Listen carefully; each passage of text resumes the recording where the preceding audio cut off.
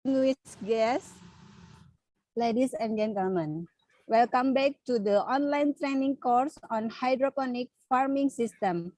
Thank you very much for staying with us, including this day too. Today is our last synchronous learning. I am comfort we all learned a lot from the lecture from ICAT Lembang yesterday. We will be discussed for two subjects today, consists of planting and maintenance on hydroponic system and hydroponic business and marketing management. For the last one, we will do a virtual field trip to Tunas Farm Malang and Amazing Farm Lembang. Now, allow me to invite the Director of Indonesian Center for Agricultural Training, Ministry of Agricultural of the Republic of Indonesia, Dr. Lely Nuryati, to deliver her presentation regarding the government program and policy on horticulture. Dr. Lely Nuryati, the floor is yours. Thank you, Mbak Yanisa. Assalamualaikum warahmatullahi wabarakatuh. Selamat pagi. A very good morning for all of you participants of the training. Today, I would like to present about the government program and policy on horticulture. Maybe from Secretariat can share. Okay. Slideshow, please. Okay, next. Hydroponic is one solution for the shortage of land and for cultivation. And it generates additional income for urban people and mandate from 27 EW Gate meeting in 2021. Next. This training has the purpose to learn about farming practices on innovative techniques for various horticulture commodities. And the output is comprehensive understanding on adoption of modern technique for cultivation and can apply the cultivation of horticulture by hydroponic system. Next. So this is about information of the training. The schedule on June 2022, and training is organized by Lembang Indonesian Agriculture Training Center, West Java. Now we'll continue for the government program and policy on horticulture. Next. Next. Next. I think this is the information of the training. Now we would like to ask the Secretariat to share the file of the government program and policy of horticulture, please.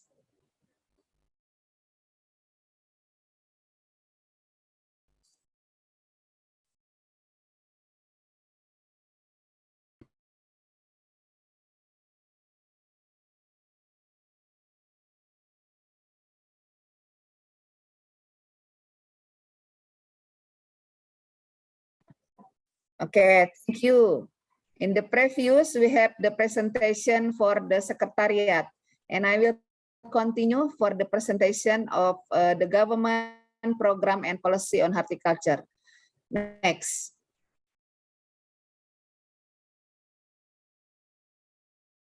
This is our Minister of Agriculture, the Republic Indonesia. Now he is the professor. Professor Sahrul Yasir Limpo. He said that advanced, independent, and modern is the agricultural development policy direction. Act smart, precise, and fast in achieving better performance or advance, optimizing own resource as independent, and utilizing the latest technology or modern. Next.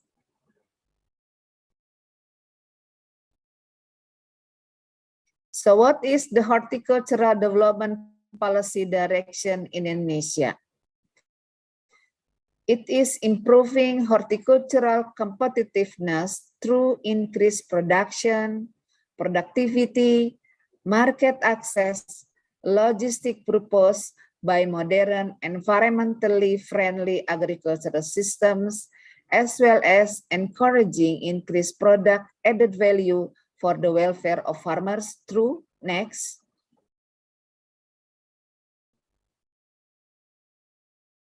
five ways to X. So we can see from here the 5 ways to X in the horticultural development direction. First is the increasing production of capacity. Second is diversification local food. Third is strengthening reserves and food logistics system. 4 is modern agriculture development. And 5 is the export 3 times movement, or we call it GRATIX. Next.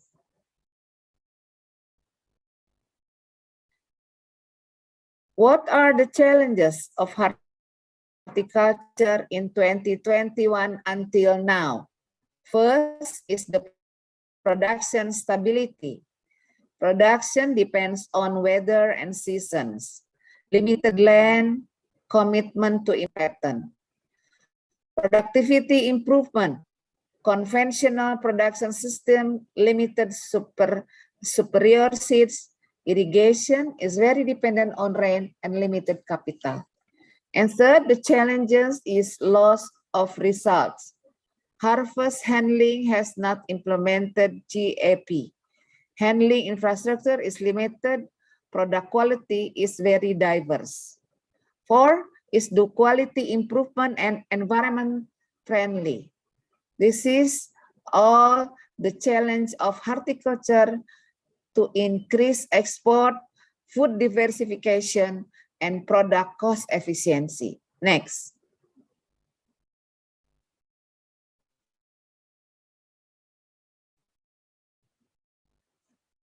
So these are the horticultural development strategies from 2021 to 2024. First is the horticultural village development for fruits, vegetables, and medicine plants. Second is the growth of micro, small, and medium enterprises in horticulture, aid for post-harvest facilities and infrastructure, and processing of onions, chilies, fruits, and other vegetables. Third is the growth of micro, small, and medium enterprises in horticulture. This is aid for post-harvest facilities and infrastructure and processing of onions, chilies, fruit, and other vegetables. Next. So this is the horticultural village development strategy, the development of economic scale of horticultural areas. As we can see from this slide, that one village, one variety. Each of village has horticultural village with 5 hectare until 10 hectare. So from this village, government support like quality seeds and including organic and organic of seeds, environmentally friendly plant and pest organism control, post-harvest facilities and infrastructure processing, and village registration and product certification. So this government support also for intensive escort and mentoring from upstream to downstream, as well as facilitating access to capital and mechanization irrigation institution. So all the activities, it is to support cooperation area. Like here we can see that cooperation area fulfilling the need for fresh and processed domestic products, increase export of horticulture products, development of agriculture, tourism, and agriculture education, and also horticultural, micro, and small, medium enterprises development.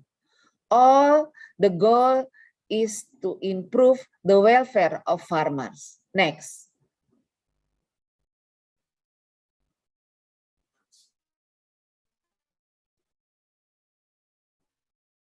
Next, what is horticultural villages?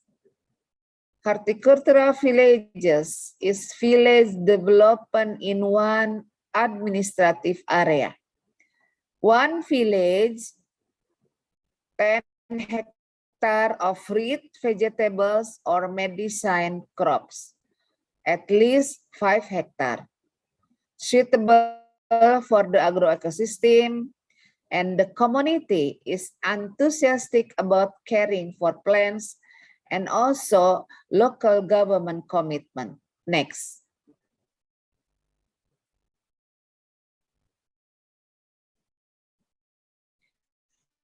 So there are 4 horticultural village development terms.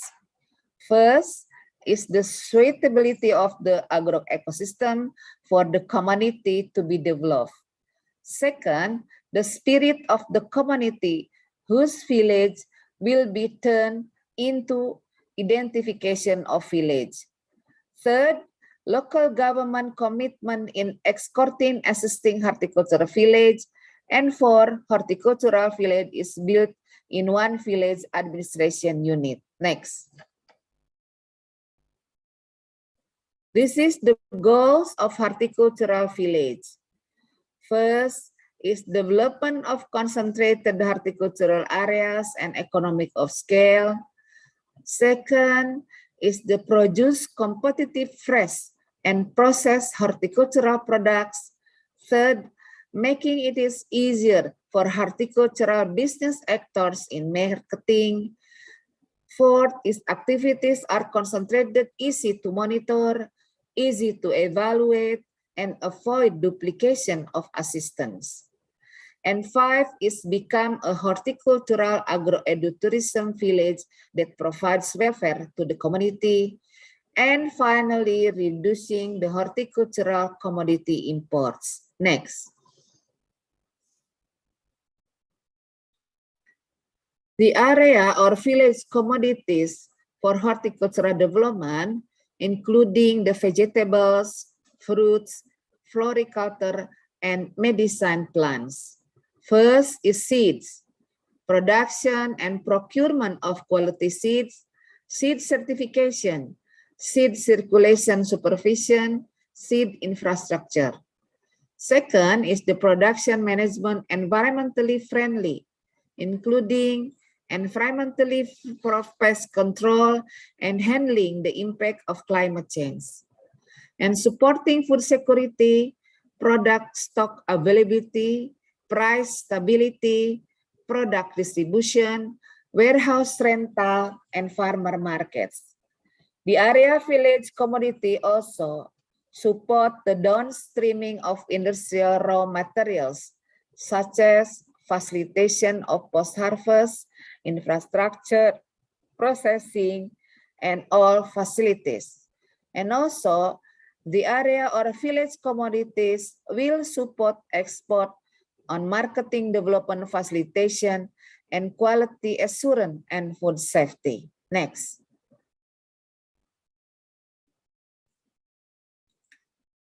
So this is how to synergize the horticultural village management. Third is the seed provision. This is the cooperation with the agricultural research and development agency through IEAT for the production of superior horticultural seeds. Second is the accompaniment cooperation with the agricultural research and development agency for assistance and supervision of activities. Third is the human resource training, cooperation with the EAHD, other Minister for Farmer Training, guidance, and officers related to technical cultivation, post-harvest processing, product quality assurance, and horticulture, small, medium enterprises. And 4, increase value and market access, like cooperation with the other ministers, stakeholders, and establishment of the horticulture, medium, small enterprises, business sustainability, and increasing market access for horticultural products, both fresh and processed. Next.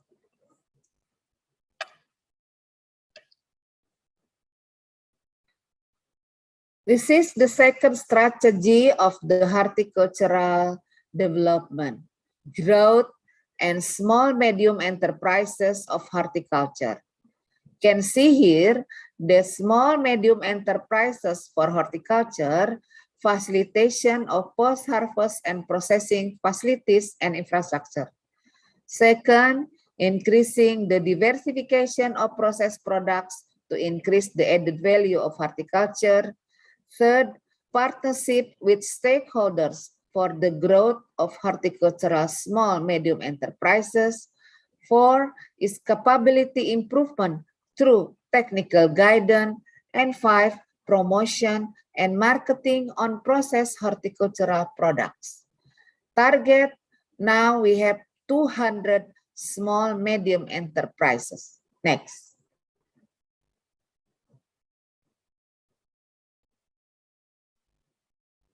So this is the examples of the commodity and food diversification with target branding. For example, for chili, we have the plan for 60 small enterprises, and food diversification including chili pasta and chili oil with the 15 target branding. For commodity onion, we also have the small medium enterprises plan 60 with the food diversification, onion pasta, onion oil, and the target branding 15.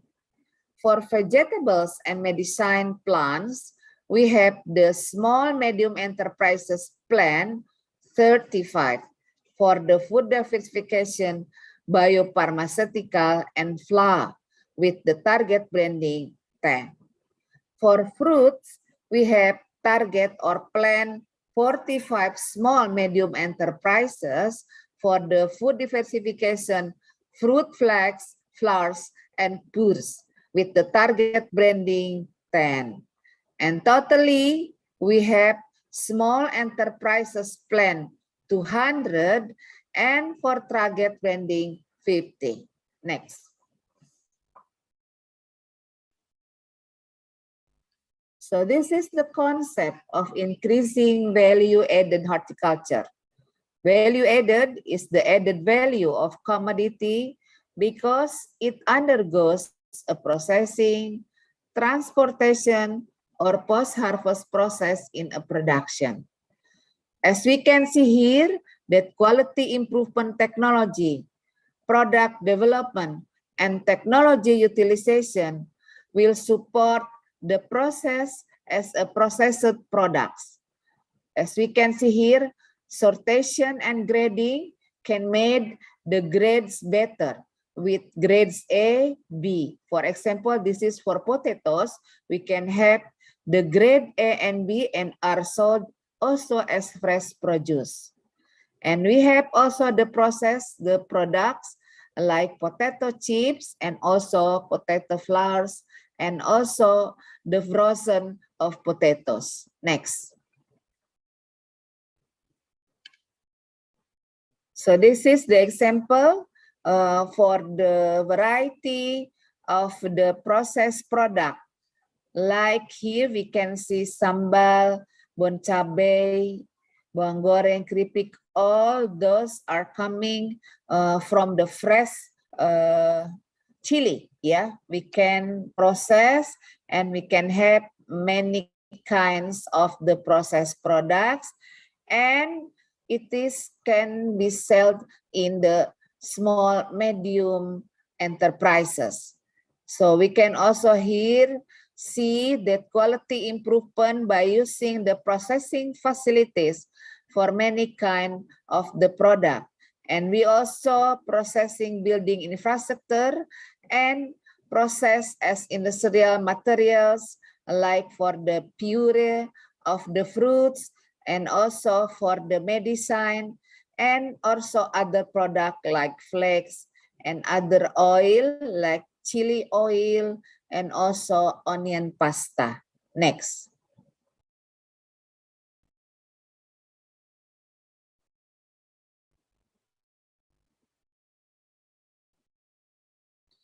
This is the program target establishments of micro enterprises in horticultural sector. Potential and opportunity. First, the abundant raw materials doesn't pass grading and over harvest. Second, there is a market opportunity demand. For small medium enterprises, development in general can be done through the increased production scale, agricultural technology development, including cultivation and post-harvest processing. Third, expansion of the marketing network. Four, implementation of financial management. Five is human resource competency development related to cultivation and management aspect. And six, easy of access to finance, development of financing, and investment patterns. Next.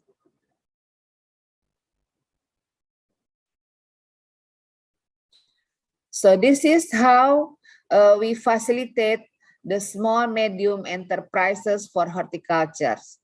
We can see here that horticulture commodities we can send to the processing, and also we can also facilitation the processing infrastructure and also the capital and other facilitation like the solar dryer dome, post-harvest workshop, and other facilitation for processing the product. As we can see here also, we have facilitation for the cold storage. This is to extend the value of the product. And we also have the processing product sample of horticultural small, medium enterprises like onion, chips, and also pure of chili and chili pasta, and also fruit chips and pure for other product of fruits. Next. Regarding to increase the production and also the productivity or horticulture, we have the agricultural digitalization as the strategy. The horticultural information system development, including for the early warning system and also for horticultural village registration, and also for horticide and digitizing quality standards. So we can see also that in development of the horticultural village, we also using smart farming technology or precision farming based on the using of technology information and Internet of Things. All the activities in digitalization have the contribution on the promotion and marketing, such as online marketing, and we have the farmer marketplace, horti trade room, Indonesian map of fruit, and also marketing cooperation with e-commerce and startup. Next.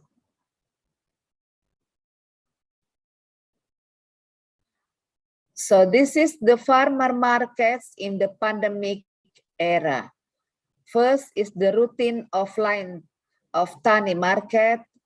This is in the situation in the COVID-19 when we have the physical distance and keep clean and using mask. And marketing online is very helpful to market the product of the horticulture.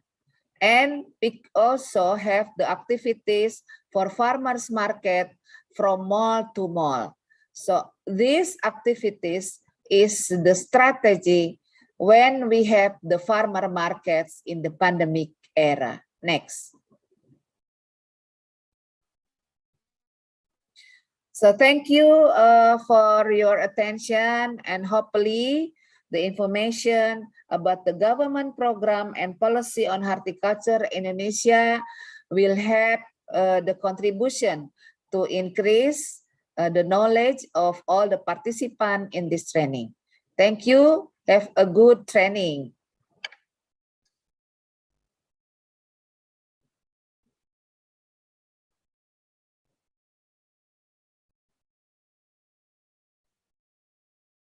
Okay, thank you, Dr. Lely, for the interesting presentation.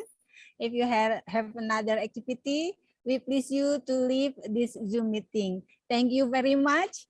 Keep healthy and always be successful. Thank you. Thank you.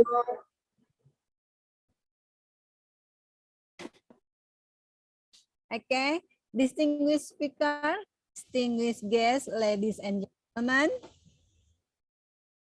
Next session, Ms. Fah, the lecturer of ICAT Lembang, will give the presentation. Before that, let me read the brief resume of Ms. Sani Hanifah before she gives the presentation. Ms. Hani Hanifah has over 15 years of experience in training and teaching cultural human resource. She is an agronomist, and she has extensive professional experience in horticulture and hydroponic. In this session, she will give presentation about seedling, transplanting, and maintenance on hydroponic system. Mr. Sani, you can begin your presentation now.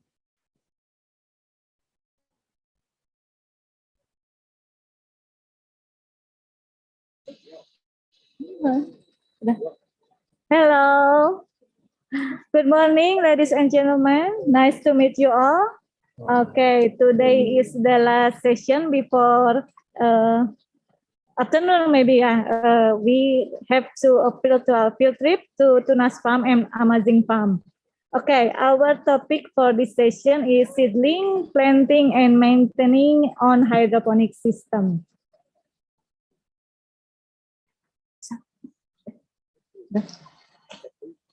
Yes, okay.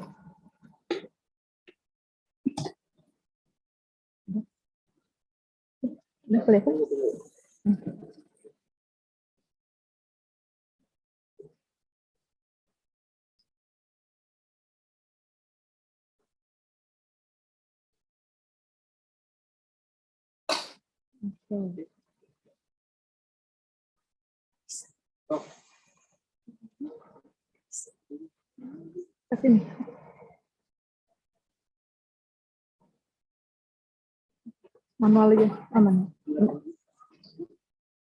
Okay, next. Okay, the objective of this training after this session, the participants were expected to understand the importance of seedling, planting, and maintaining in a hydroponic system, and also able in making seedling, planting, and maintenance on a hydroponic system.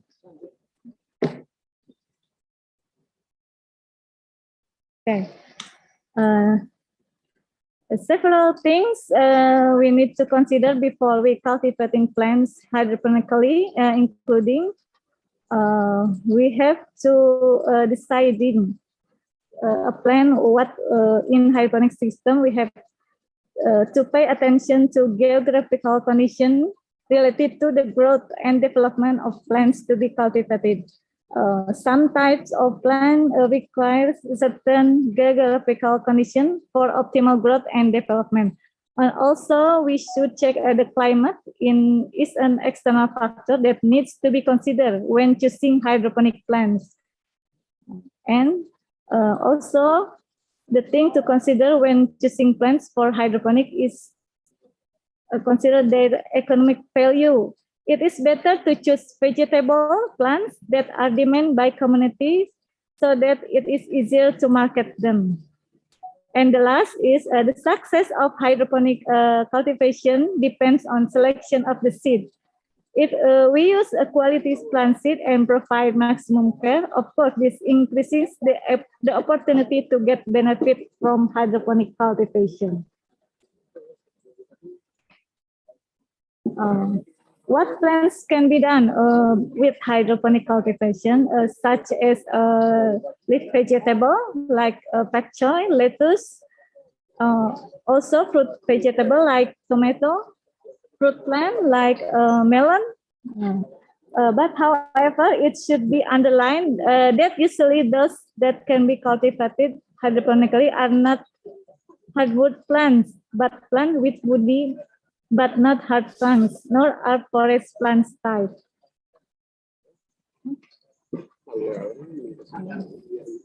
This picture talks about hydroponic cultivation component. The first thing we determine is growing medium, which is not soil because hydroponic cultivation is soilless planting.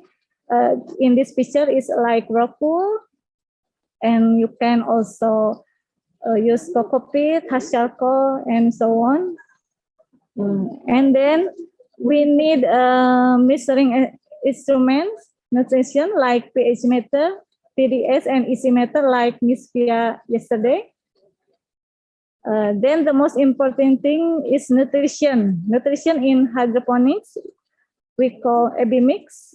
And then the last is we need seed. The first is growing medium. What is the function of a growing medium? The first is for the root handle, so that the plants can stand upright, and also the growing medium is as an intermediate nutrient, so that plants can absorb the nutrient they need for growth. This is some of characteristic of growing medium according to Munoz 2010. The first is growing medium, the particle size between 2 to 7 millimeters, and the growing medium able to retain moisture and remove excess water, and also not easy to degrade and decompose, and free from microorganisms that are harmful to human or plant health, and also growing medium not contaminated with industrial waste, and also easy to get and move.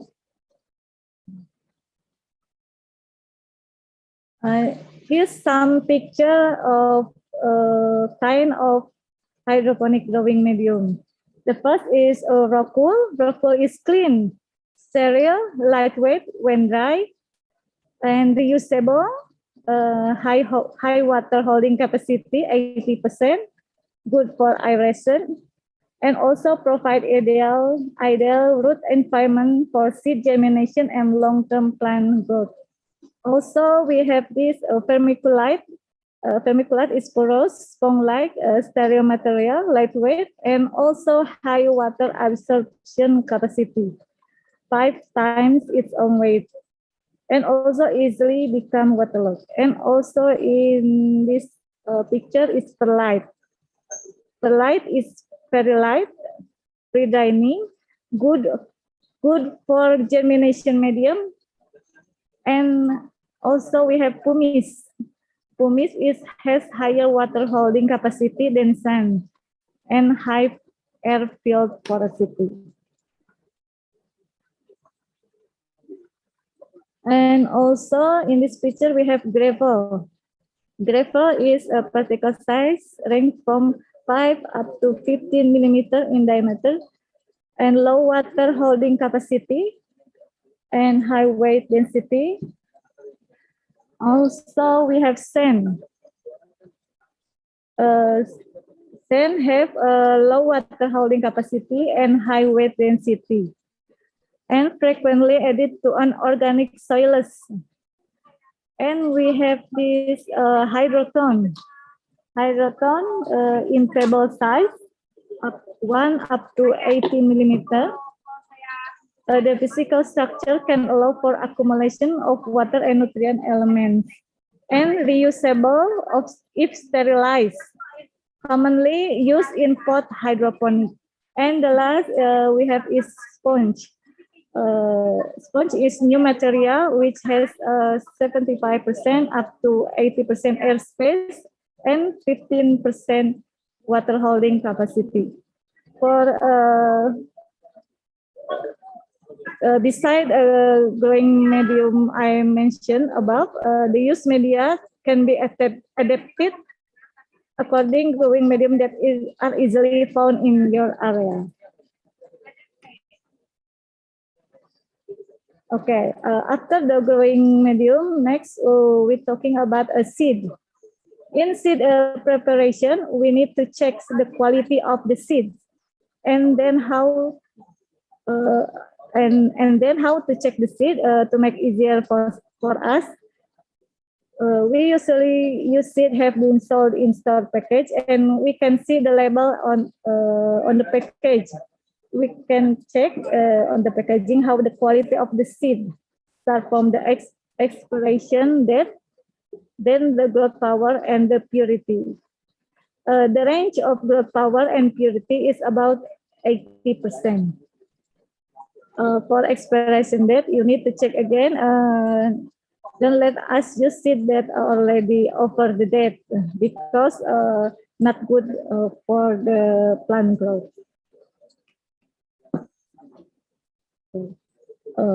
Why we need seedling? The seedling needs first before doing hydroponic cultivation because the seedling method can optimize plant growth, and also it's easy to care for when growing early planting, and the seedling makes plant quick adapt to a new environment after transplanting to the installation, from seedling to the installation. And the last is making it easy for plant sorting process to get a healthy and uniform seed from seedling to installation. We choose the healthy seed. Okay, here's a picture. Some tools and material we needed in nursery or seedling. Of course, we need a seed. We choose a seed, and also we need a growing medium. Also seedling tray for placing planting media, water. We need a black plastic or sacks, or use cloth to cover the nursery so that the seed quick germination. And maybe we need some like toothpicks to help making a hole in growing medium, especially on the rock wool, and to making a hole on the rock wool, and to taking the seed to put on the growing medium. Okay, this is a picture of a stage in the seedling for hydroponic cultivation. First, we're preparing the seed. We should soak the seed in warm water. For soft seed like spinach, lettuce, we can soak for 15 minutes. And for hard seed like chili, paprika, or melon, we should soak for 1 hour. The purpose of soaking the seed is to accelerate germination. When we soak the seed in the water, we can see at the picture there is a seed that floats. It means the seeds are empty and we can throw them away.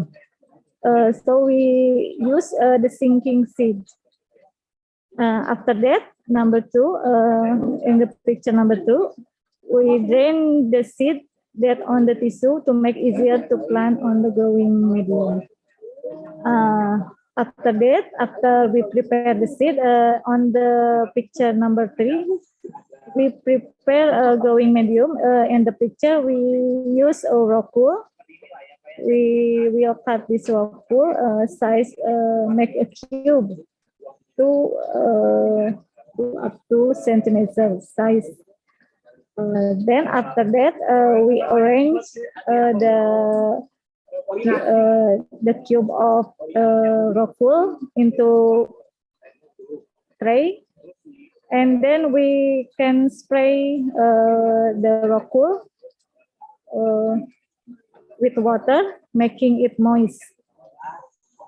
After that, we make a hole with toothpicks or chopstick for easier to place the seed, like picture 5. In picture 6, after we put the seed on the rock pool, the nursery we cover with black plastic or cloth or sacks and store them in the dark place to speed up germination. Because under this condition, rock to speed germination. In the picture 6, we see the seedling. After 3 or 4 days, it have germinated. We must introduce it to sunlight and we give them a nutrition solution. If it's too late to introduce to sunlight, it will cause etiolation, which is where the condition of the plant stem will elongate and then lack content, which will disrupt plant growth. Okay. This is a table as an illustration for type of plant, length of nursery, and planting period of various vegetable. We can see on the table there is broccoli, chili, horizontal melon, and so on. The average length time of nursery was 2 up to 4 weeks, while the number of leaves that grew at the time of the nursery was 2 up 5 leaves for transplanting to the installation. And the average for planting time are 1 up to 3 months. And here is some planting tool and material. In the picture, if we use DFT installation, we need a net pot. Also, we need hydroponic nutrient, seedling, the healthy seedling, measuring instrument, nutrition, and installation. We choose to hydroponic cultivation. Okay. This is a picture at the time where we transplanting from a nursery to the hydroponic installation. This is installation NFT or the FT. First, we prepare the net pot and the flannel as a place for vegetable, seed vegetable, and after the healthy seedling put on the net pot, we put the net pot on the installation. Okay, before we going to the next step on the maintenance stage, I will show you how to grow a household scale hydroponics such as a wick system. Maybe Ms. Pia can help me. Okay,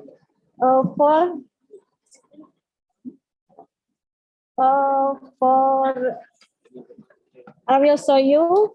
I will transplanting or making a wick system. The first we need infraboard.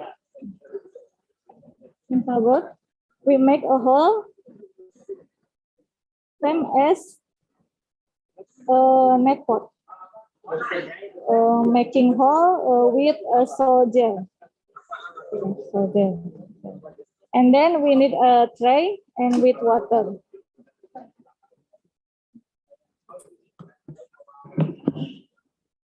First, we make a nutrition solution first. Those we use bottle, cat bottle, 4 cat bottle.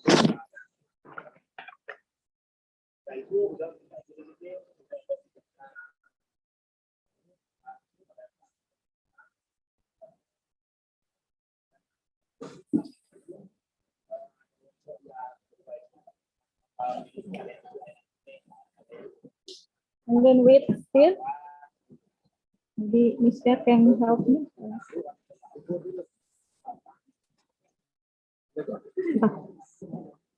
Same dose as nutrient A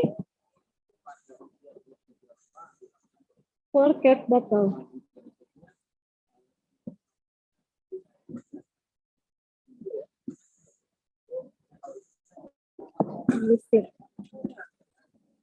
After that, we check the ppm.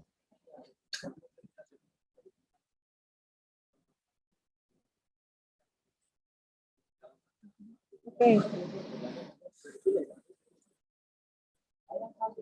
This is 600, and we need up to 1,000. So we put some more hydroponic nutrition.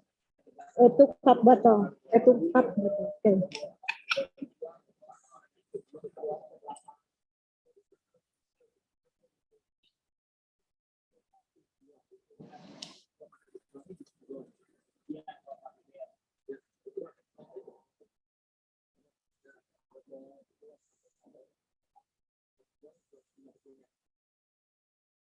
Okay, we check again with PDS.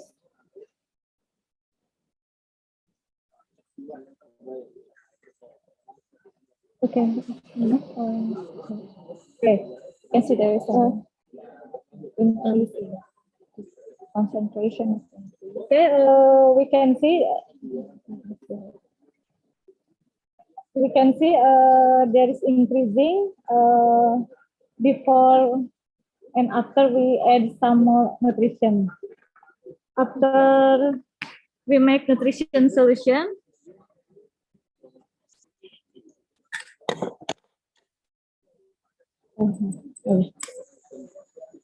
we put the flannel into a net pot.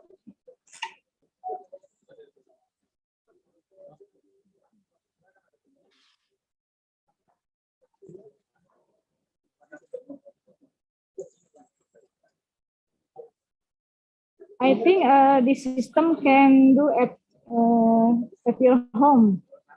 Okay. Yes, this one is the simple, simple system. Yeah. Simple hydroponic system. This is a seedling. We take and we put right away in the installation.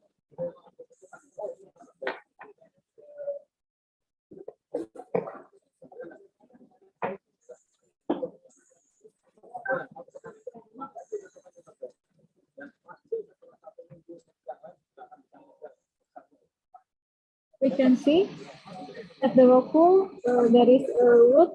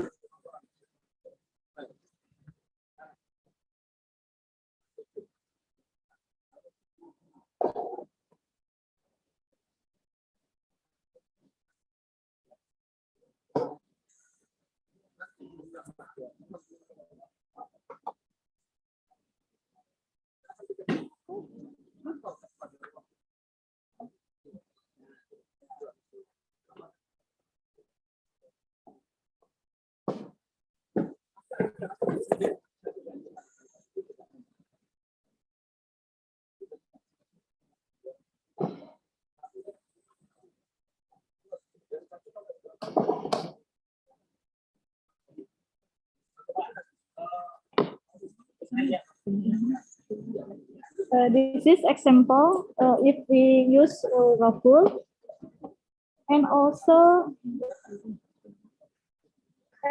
we have seedling with cockpit.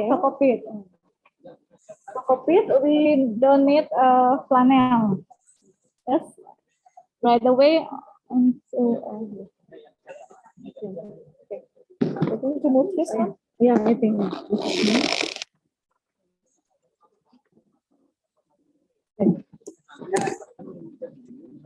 if we not use rubber, this is a example of cockpit. Right away, we move into installation.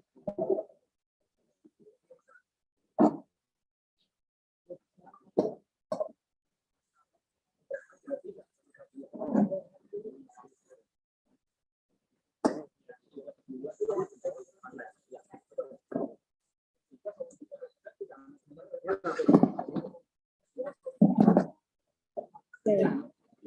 Maybe this is the simplest way, Miss Pia. You can do it at your home. Okay.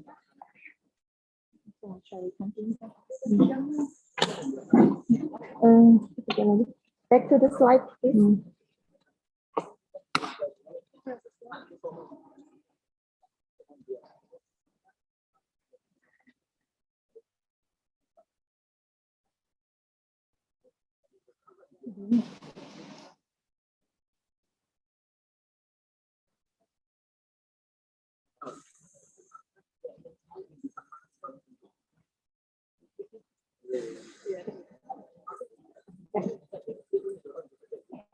Okay, this is an illustration of hydroponic cultivation. There is a lettuce, kailan, and chasing. This picture is for display only. For display, we can make the plants, kailan, lettuce, and so on. But if later, for example, the direction is for business, it's better. This lettuce planting is classified or grouped with lettuce plant, meaning it is not mixed in the same flow as other types of plant. Like you can see on my background, I'm in Amazing Farm. They classify on a group lettuce and horizontal and stem installation, not mix them, because this is for business. Okay, now we're going to the next and the last. After seedling planting, we talking about maintenance on hydroponic system. There is several things that must be considered during maintenance. We have to do pH and nutrition control, and also we have to adjusting the lighting. And next, checking the temperature and humidity, also monitoring installation condition and to pest control. So the plant goes real at a good productivity.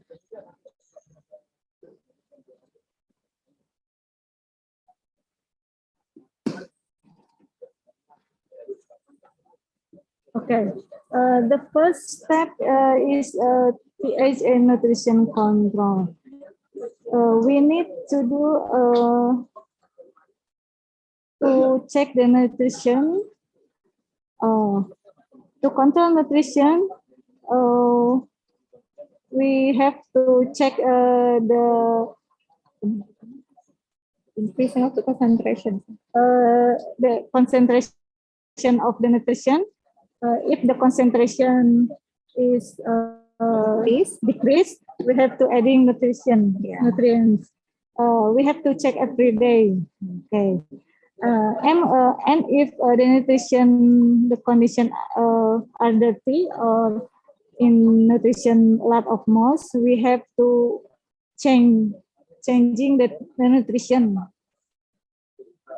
And the nutrition need to be replaced once in a while. I think after harvest. Okay. And then we need tools, pH meter and TDS meter. We have here, yeah. Yeah. We can show. Oh yeah. This one. Yeah. And TDS. Like Miss the lecture material from Miss Via yesterday. And check a pH level at least every day to maintain proper growing environment. And don't forget to watch the plant changes. If leaf turn yellow, you have to adjust or increase the nutrition. Okay. And here's some table value of nutrient concentration that plants need to absorb the nutrition at every age of plant.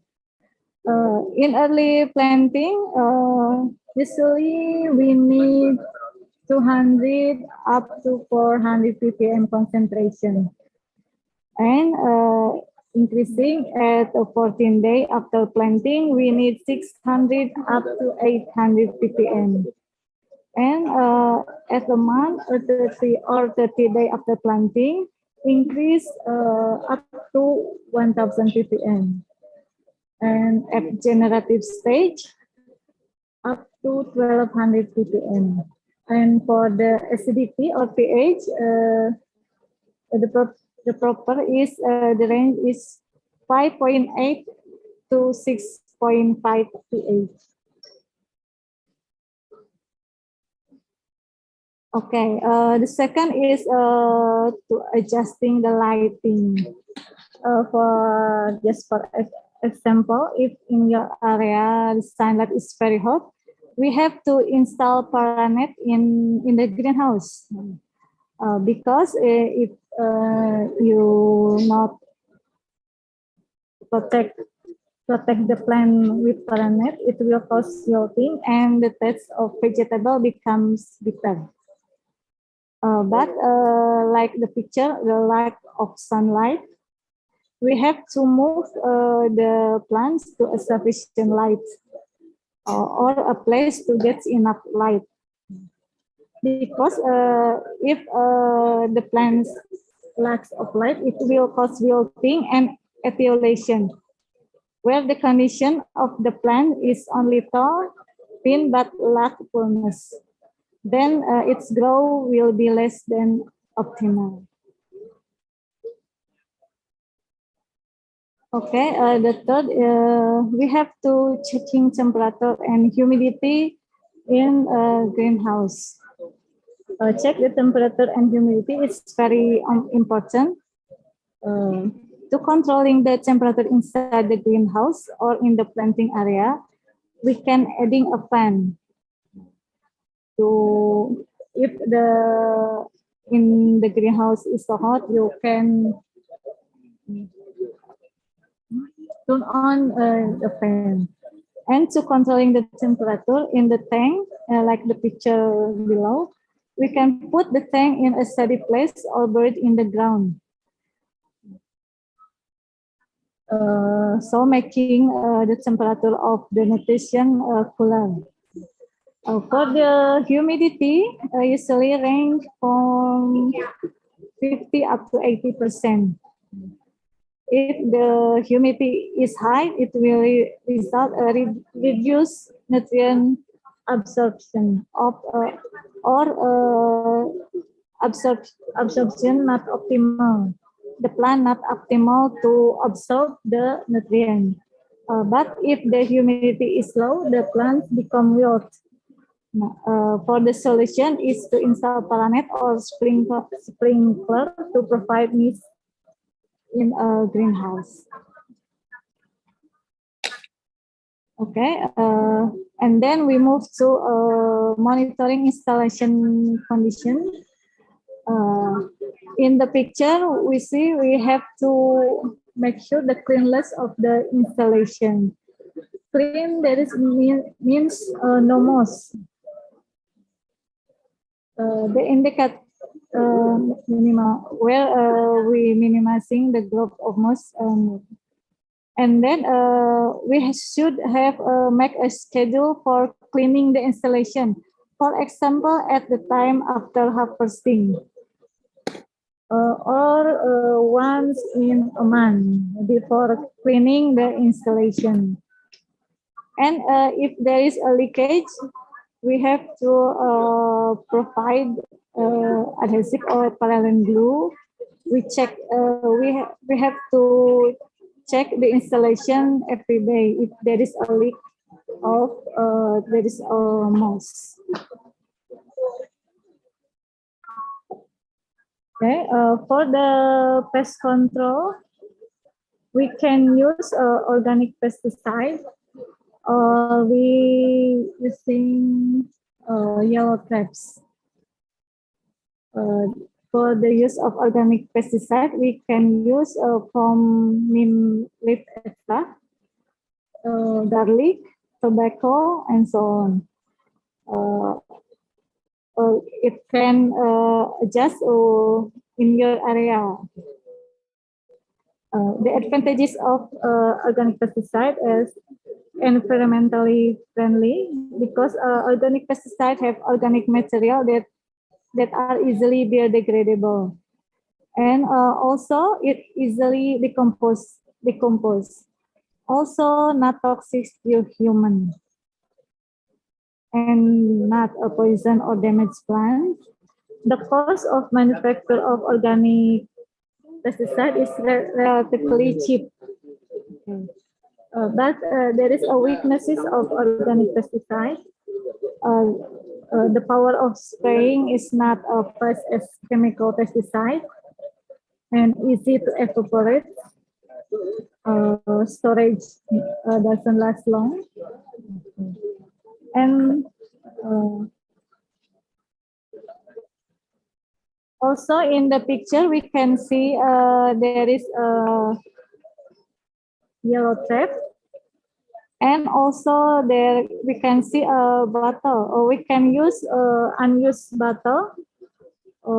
We paint the bottle with light color like yellow and give some adhesive like Vaseline. We can make adhesive from gasoline or Vaseline. The Vaseline works to trap the pests.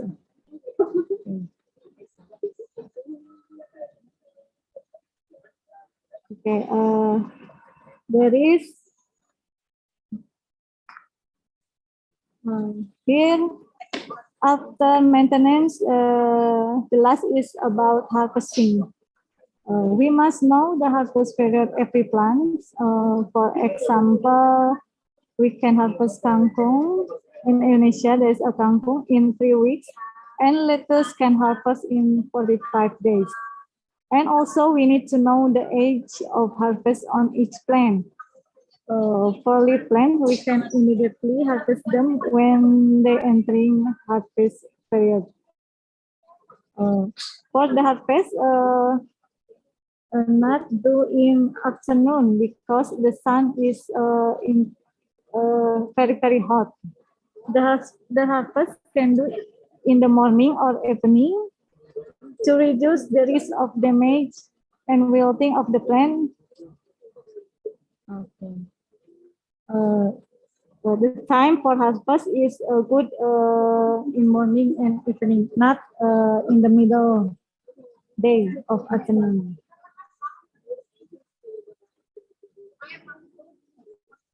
Okay, this is a table for determining harvest time from several vegetables. There is mustard greens, spinach, lettuce, and so on. The average vegetable crop in hydroponic cultivation is 30 up 80 days after planting, or we can say 1 up to 3 months we can harvest them.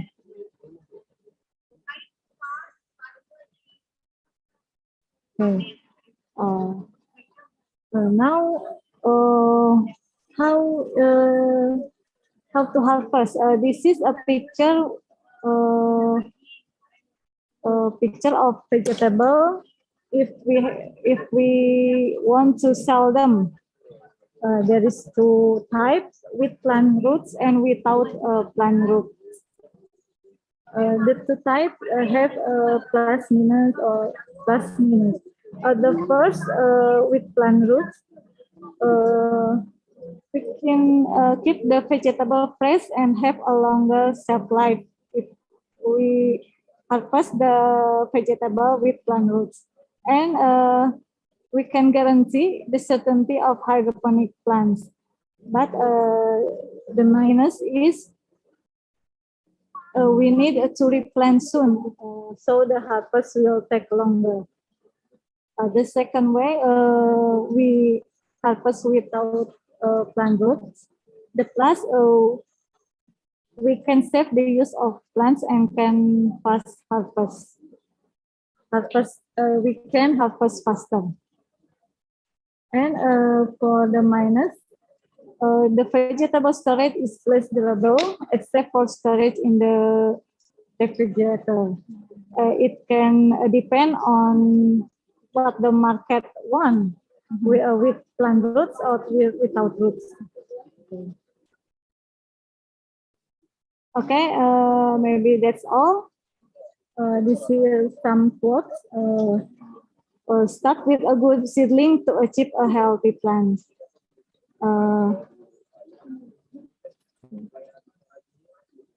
Maybe that's all my presentation about seedling, planting, and maintenance in hydroponic system. Maybe I invite you to deliver a question or opinion or experience about seedling, planting, and maintenance in the chat room. Thank you. Okay. For all of the participants, if you have any comments or response, please you can write down on the chat sections or you can raise your hand and you can open your mic. Now, as you can see, we are here in Amazing Farm. Our background is very beautiful and refreshing. It's really spoiling your eyes and your mood, right? So you can see here so many leafy vegetables. And maybe in this afternoon, we're going to have a virtual trip and you can see what's inside this greenhouse and also in Tunas Farm also, yeah? Also in Tunas Farm. Maybe now how profit are they? Yeah. Their business and their marketing challenge maybe. Yeah. Okay, please. Thank you very much for Miss Sani Hanifah, right? With video explanations about the planting material, seeding, planting, and maintenance hydroponic system. So you did show us that there are so many media used in hydroponic farming technique, right? So I just want to know, in Indonesia, among those media you have shown us, which one is the popular one and why? May I know why? I think in Indonesia, the popular one is we use rockwool. Yeah, for the nursery. Yeah, for the nursery it's rockwool, but for growing, such as a melon, we use harsh charcoal maybe. Charcoal and cocoa peat because it's easy to find and it's cheap. It has a cheap price, so it's finding here. So that's why it become an option and a good option for the growers to use the right root one, right? The root wool one is the most cheaper there and easy to find, isn't it?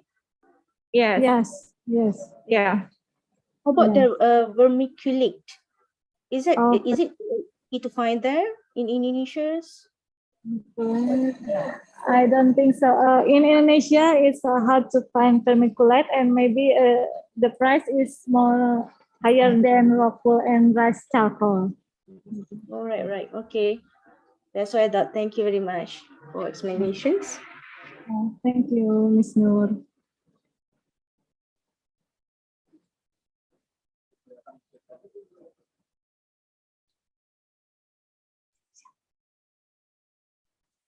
While we are waiting, Yopi, Mr. Yopi, can you play the video? Play the video.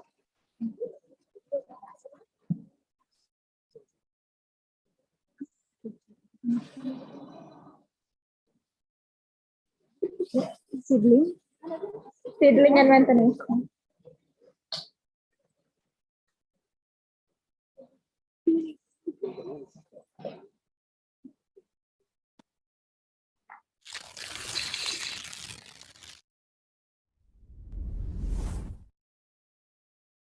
Maintenance for the hydroponic system includes checking the electrical conductivity, pH and temperature of the nutrient solution.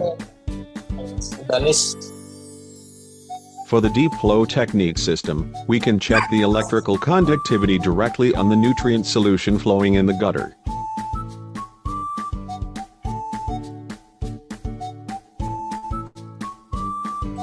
For drip irrigation systems that use substrates, in addition to checking the condition of the solution, it is also necessary to check the drip hose to prevent clogging.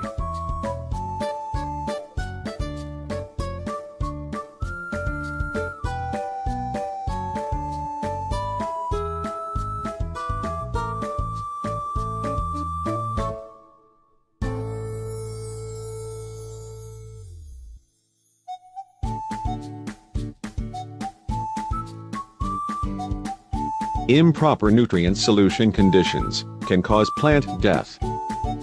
The plant maintenance is carried out according to the needs of each plant type. Example, for celery, we can remove the old leaves to maintain its growth.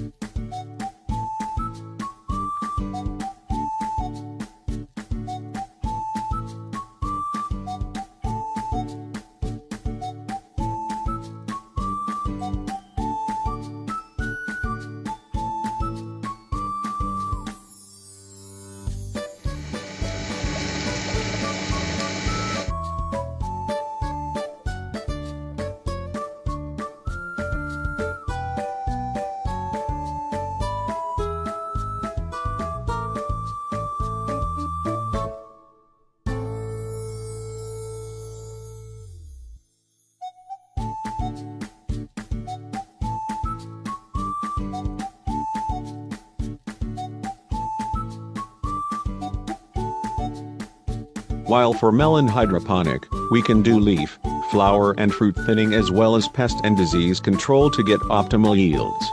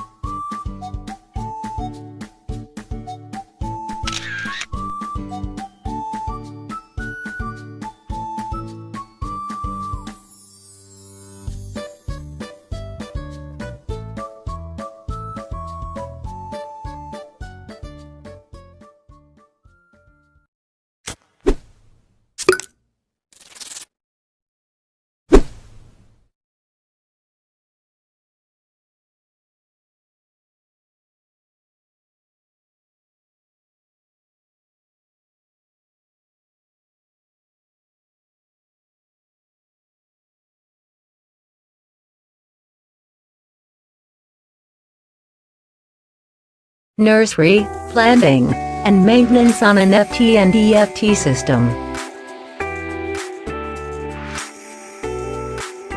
Hydroponic nursery using rock wool media. Tools and materials. Tray, rock wool, and seeds.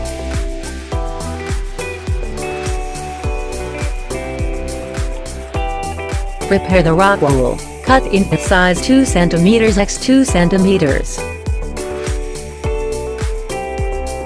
Stack the rock wool on tray.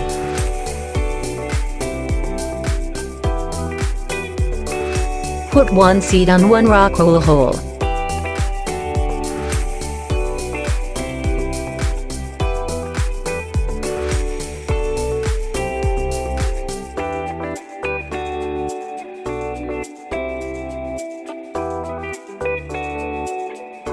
Keep it in nursery greenhouse.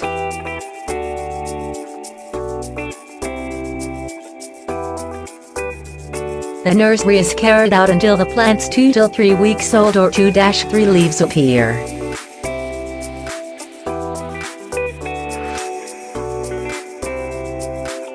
Planting using an FT and EFT system.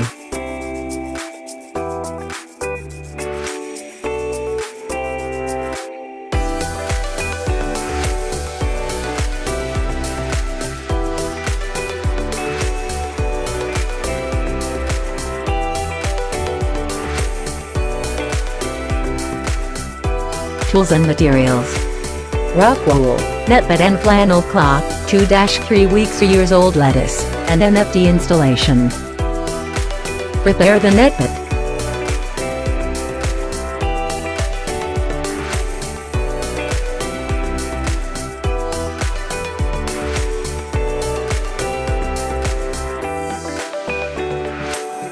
Put the plants that have been wrapped with rocks wool into the netbed on the NFT system.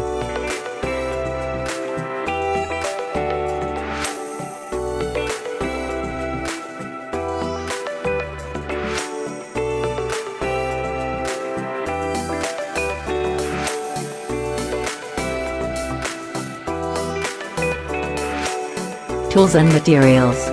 Rock wool, netbed and plant shoes, plants, and BFD installation. Prepare the selected plant seeds, net box and rock wool pit. Put them into holes in BFD installation. Then the plant is ready to maintenance.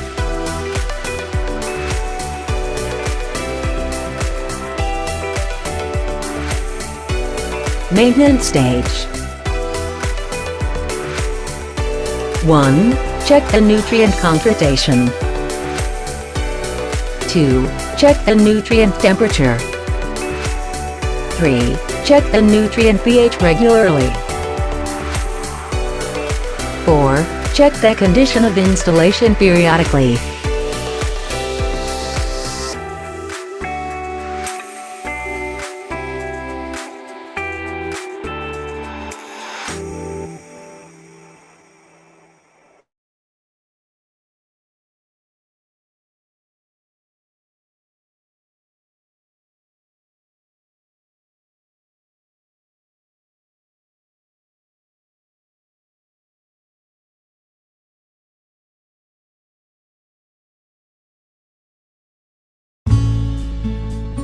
Hydroponic nursery with rock wool and husk charcoal media.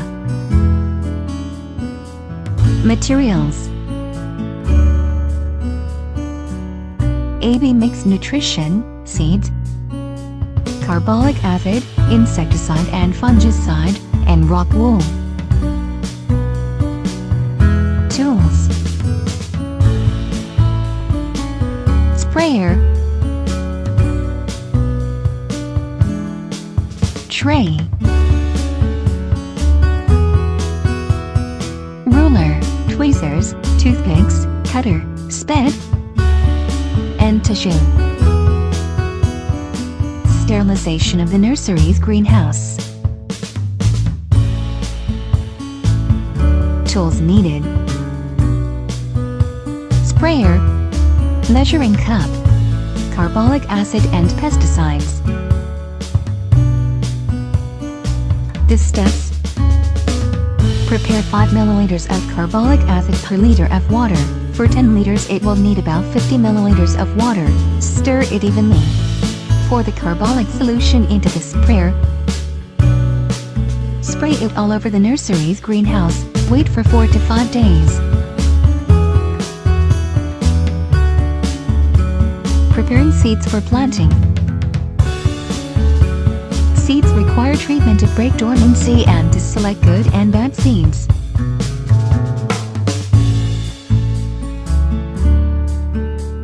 The characteristics of a good seed will sink, which mean it is ready to be planted.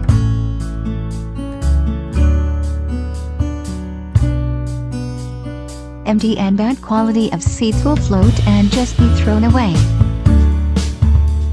The good seeds are drained on a tissue.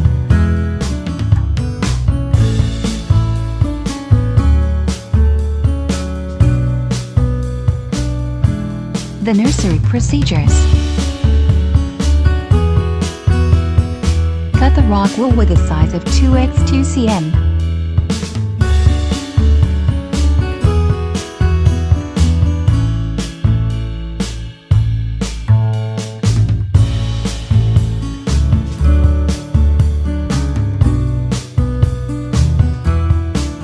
Put the rock wool into the tray.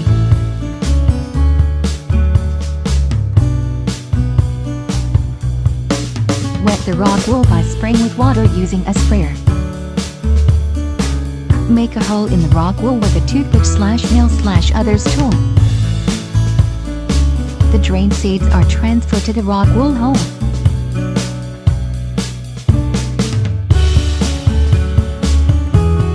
The seeds are stored in the GH nursery, then covered with a plastic to speed up the germination process. Maintenance of the seedling stage. After 2 to 3 days, the seeds usually germinate, then the lid is opened. After the early leaves come out, fertigation is carried out with a nutritional solution with a dose of 2 to 3 milliliters per liter. Noted, always maintain the humidity and cleanliness in the nursery screen. Hydroponic nursery using husk charcoal media. Materials and tools. Husk charcoal and seed tray.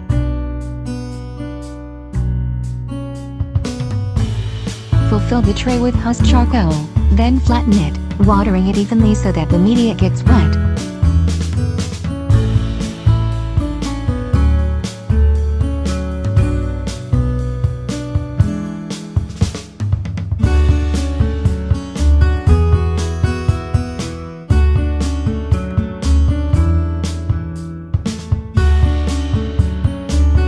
Doing practical perforation by stacking the seed tray and then pressing it.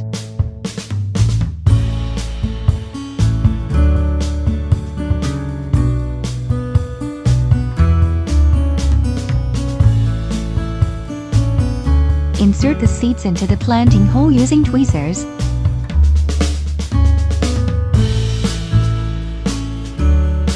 Then cover them again with husk charcoal. Water the seed tray again. Arrange the seed trays in the nursery, then cover them with used sacks.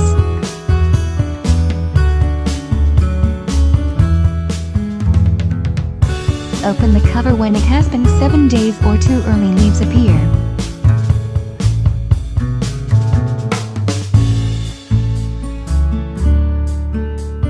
Maintenance at the nursery stage using husk charcoal, carried out using fertilizers as is done in a nursery using rock wool. Or you can use foliar fertilizer at a dose of 5 grains/10 liters of water or NPK at a dose of 15 grains/10 liters of water done at the age of 3 to 4 weeks of nursery. Planting vegetables using the hydroponic system. The first thing to do is seed selection. Good quality seeds are essential, so they are easier to maintain and produce optimal yield. The best seeds are those that look vigorous, fresh and physically good. Planting in 5 hydroponic systems. Tools and materials. Plant seeds, installation of hydroponic systems, hydroponic nutrition and media for planting husk charcoal. Wick system. How it works. Fill the bucket with a nutrient solution for a maximum volume of 1/2 of the bucket. Attach the bucket lid. Make a hole in the bucket lid to put the mineral water glass. Put the mineral water glass that has been given the cork wick. Put in a little husk. Insert the vegetable seeds. Then put the husks back in.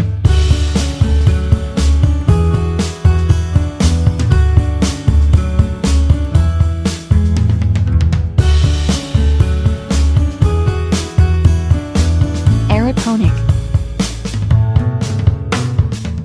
Prepare the plant seeds, tuck them into the rock wool pieces, insert them into the holes in the cover of the aeroponic tub, then turn on the aeroponic installation.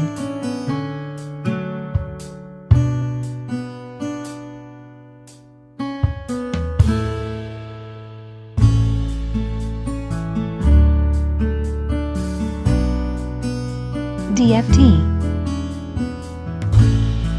Prepare selected plant seeds, net pots and flannel cloth, then insert them into the holes in the DFT installation.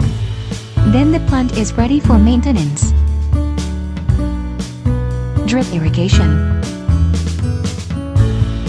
Put the roasted husks into the poly bag up to 3/4 of the height of the poly bag.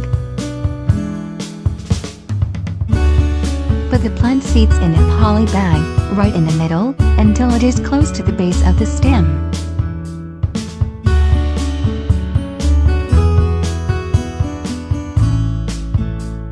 insert the drip irrigation PE hose into the husk.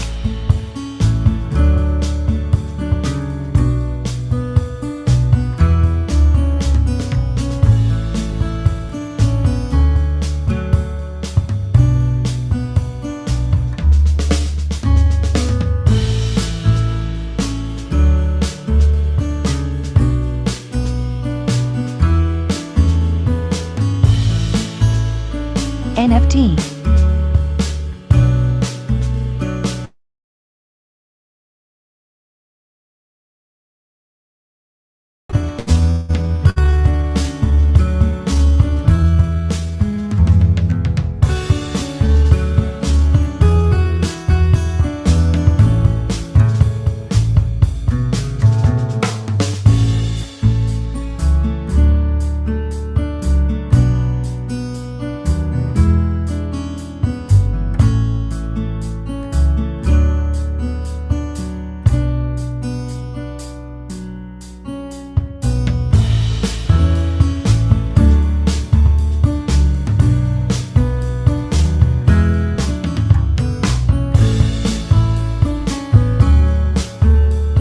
Maintenance stage.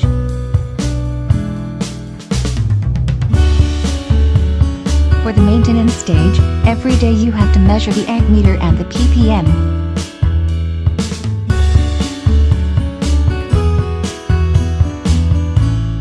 The ppm should be stable on 700 to 1000 ppm and pH on 6 to 7.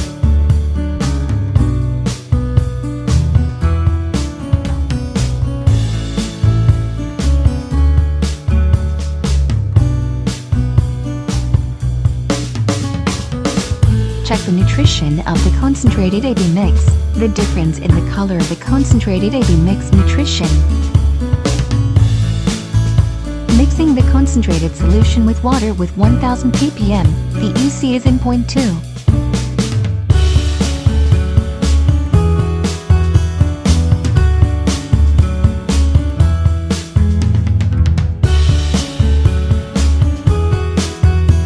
Then stirring until homogeneous.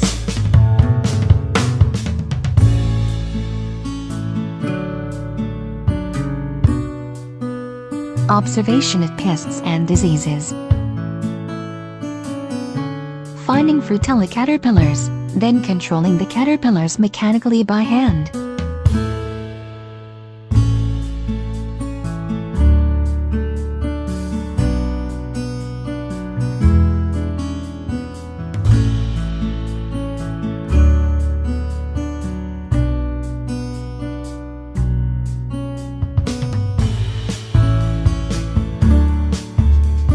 Check temperature, humidity, and sunlight intensity.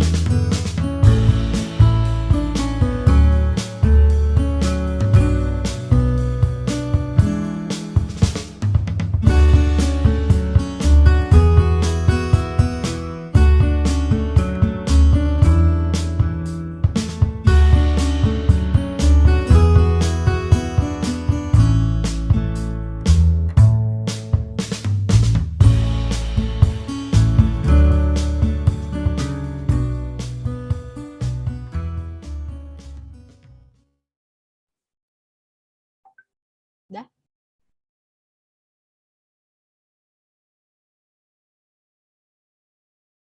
Okay. Thank you, Miss Sani. Miss Sani, I think the from about the seedling, transplanting, and maintenance on hydroponic system very clearly. So, dear all participants, now we are proceed to the virtual field trip with the subject is hydroponics business and marketing management. We will going to Malang. There is a tunas farm. We will get the explanation about tunas farm from the CEO of tunas farm. Don't forget to give the feedback the discussion session later. But before we go to Malang, let's see the video about tunas farm first. Check it out.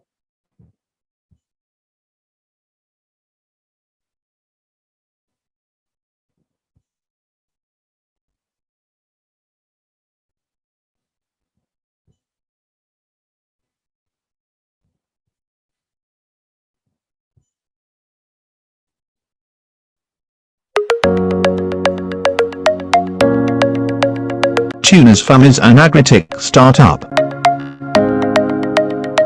Our main focus is on urban farming to create sustainable food production in urban areas by leveraging idle assets and turning them into food production using IoT and precision farming methods.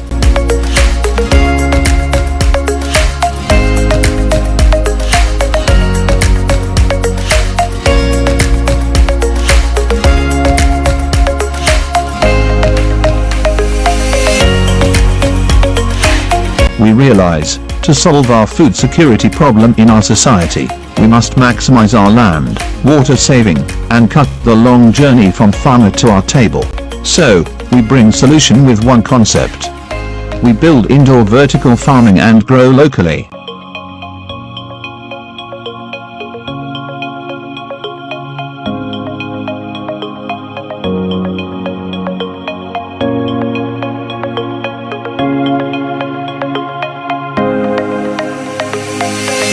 Your local future farm, with the real farm to table experience.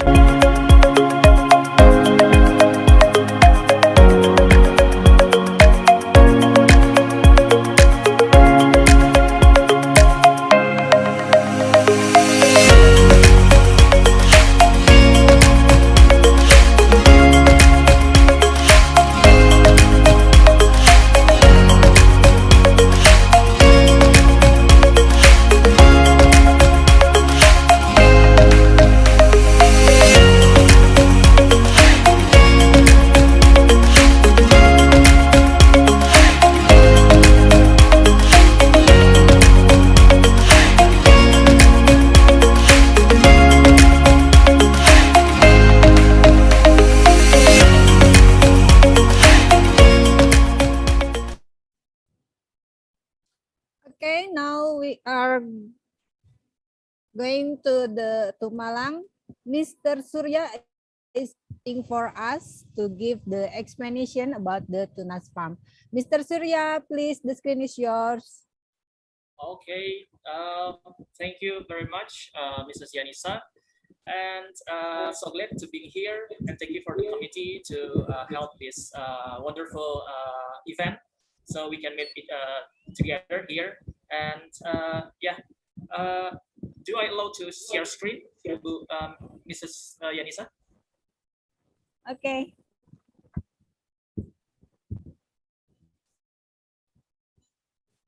Oh, the screen is from me or from laptop for that PowerPoint. I think it's on my side or better. Okay, please.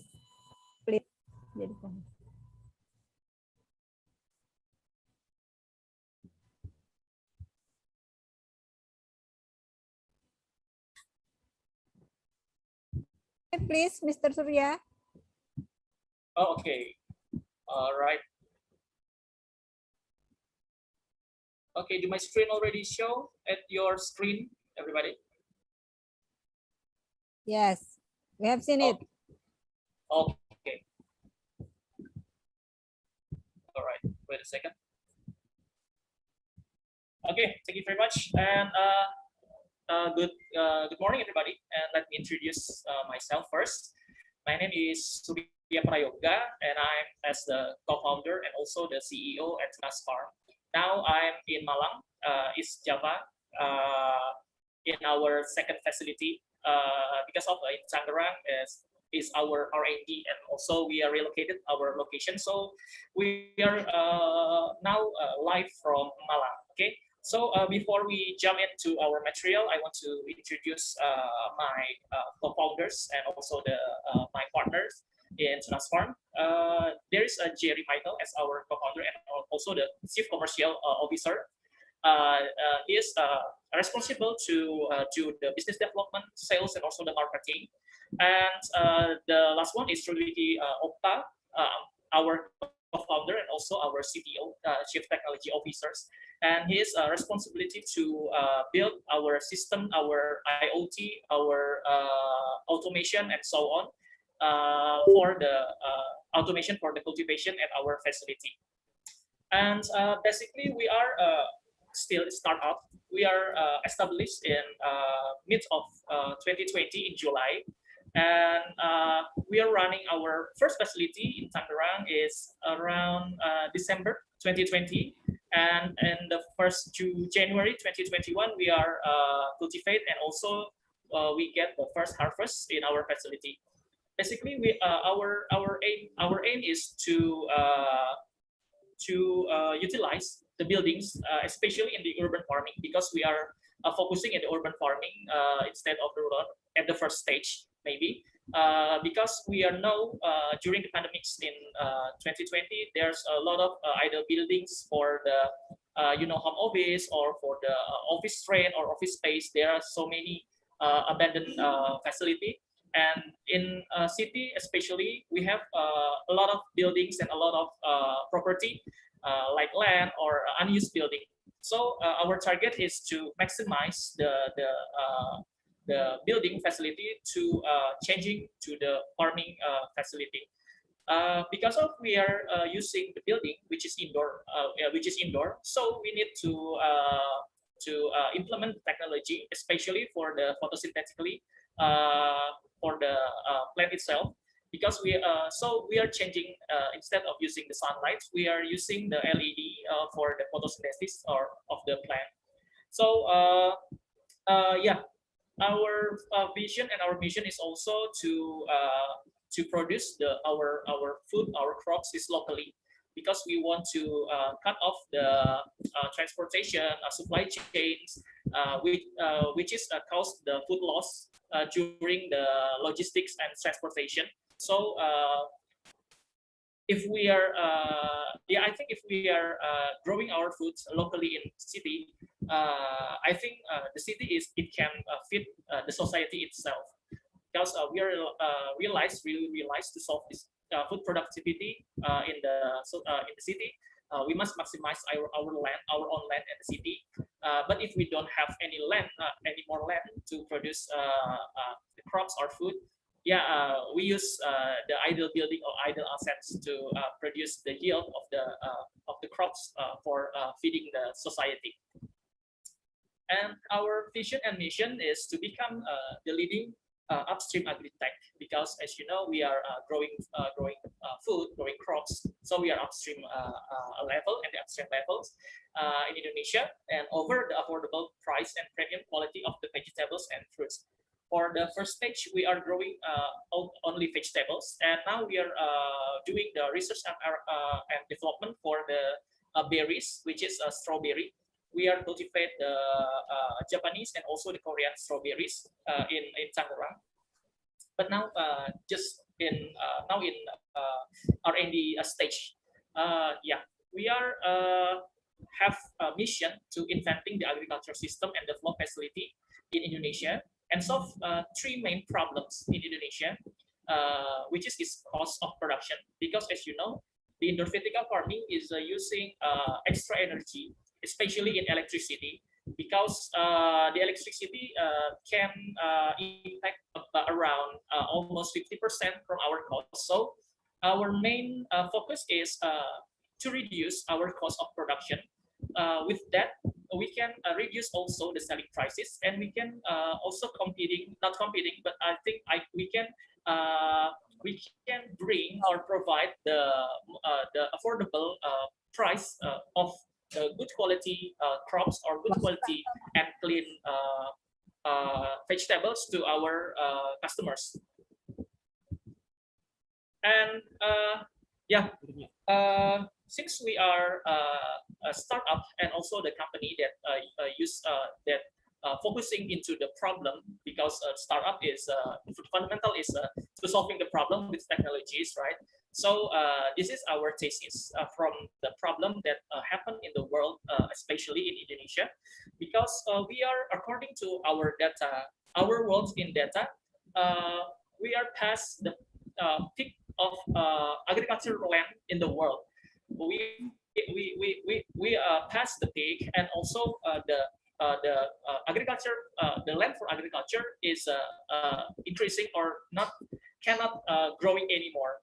But as you can see, the orange line, the global agriculture production is increasing also for the because of the population is increasing, the needs of foods and needs of vegetable is also increasing, right? Because the pandemic is changing the habits of the society. They're aware and concerned about their lifestyle, about the clean food and healthy foods, right? So if you can see the green line, the global agriculture land use is decreasing, right? So the peak is maybe around almost 5 billion hectares, but now it's only almost 4.5 hectares in the world. So this is our thesis and our problem in the world. We try to compare in Indonesia because the data is according the data we got from World Bank. So Indonesia now is a population around 260 million population, and projected more than 70% will live in the cities by 2045. But the dilemma and the problem is number of farmers in Indonesia is decreasing as young generation reluctant to work in agriculture. Yeah, because as you know, it's common in the agriculture sector, especially in Southeast Asia, like our countries, right? Because the farmers is still get the lowest of the income or revenue, right? So the young people choose to live in urbans. They are doing urbanization. They are working in the office, in the manufacture. So they leave the father's legacy to being a farmers. So if we see from the problem of the world and also the problem in Indonesia, that we are still need to eat our meals, our foods, but there's no land anymore to open, and also the farmers is not regenerated because of the I think it's life quality if become the farmers. So Tunas Farm is come with that three problems that we want to maximize the city for urban farming at the city, because of we saw 70% will live in city, but the numbers of the land for farming is decreasing in the rural area. So hopefully our thesis is precise, but now we are still we can say we are still in this early stage on the adaptations and also for the awareness of the society to bring what is indoor vertical farming, what is the technology for the cultivation and so on. So that's our challenges here in Indonesia. Since the stereotype is still Indonesia have a huge land, a very large land. So why you should grow food in your indoor or your building? So from that we want to prove that our thesis and our solution is fit to answer all the problems in the world. And our opportunities and impact according to Global Market Insights, growing crops in cities will put an end to food waste.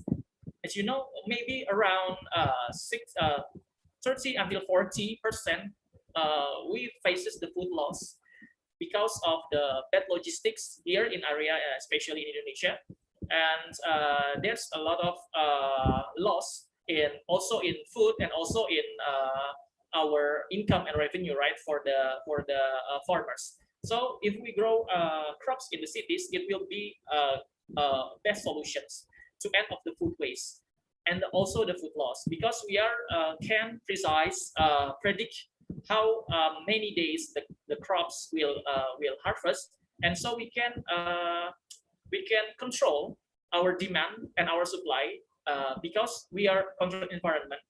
So we don't impact with the climate, we don't impact with the rainy season or dry season, and also we can give our customer what they want. For example, we can harvest one plant or one pot is 100 grams or 125 grams. We can do it, and we can calculate and we can predict exactly the harvest time. And from the business advantage in indoor vertical farming, that we are reliable year-round crops production because we are growing in indoor facility, and we are growing by designs. So if we not impacted by a rainy season, dry season, or even winter season, if we live in subtropic or cold area like Europe or other countries. And also we have a better use of space within 100 meters squares with 4 meters high ceiling. We can grow, and our production is almost 1 until 1.1 tons per month, because we are using the layers like you can see it behind me. And we minimize water usage, because since we are using NFT system and also the hydroponic system, our water usage is not drained into the soil, but we are using the closed loop, and the water is still there in our tank and our system. And we are environmental friendly because we are not using pesticides since we are indoor. So there's no pests, there's no other damage from the creatures like grasshoppers or from the caterpillar or something, because so we don't need pesticides anymore, and we reduce our transport costs. So usually our customers is surround our area, our facility area, and our customers is we can reach our customer maybe within 5 kilometers, and the forest is maybe around 10 kilometers from our area. If you compare with the rural to the city, is maybe in miles, you can reach your customer, right? And yeah, since we are using the technology to answer the problem that the young people don't want to continue the farmers' activity, we have we just use in per 100 meters square is only two laborers or two manpowers, right? And talking about technology, this is our technology that we use. We use LED grow light. This is we got from our research and development teams, botanists in Tangerang. We are comparing so many wavelengths and so many LED modules, and now we are find the best recipe for the grow lights. Now we're using in all our facility in Indonesia. We use also the airflow system. This is for reduce the heat that produced by the lamps LED itself. So and also for the put the cold air from the environment, the air condition to our crops in the installations. And the box with the Tunas logo is our automation that we install at our panel system. That is using for automation for the LEDs, for the fan, for the pump, for the air conditioners also. And the last box at the bottom with 3 doors, that is automation mixture for the AB mix and also the pH. We put the pH down because we almost find that pH is like unstable. So but for now the pH is not too necessary, because the water pH is we can maintain it between 5.5 until maybe 6.7 or 6.5 is we can reach that ideal pH. And we can we also have our dashboards for our growers, for our activity daily operations. We can use our dashboard, and also from the mobile apps. Private mobile apps. We don't deploy in Play Store, but we have a private APK for running our facility.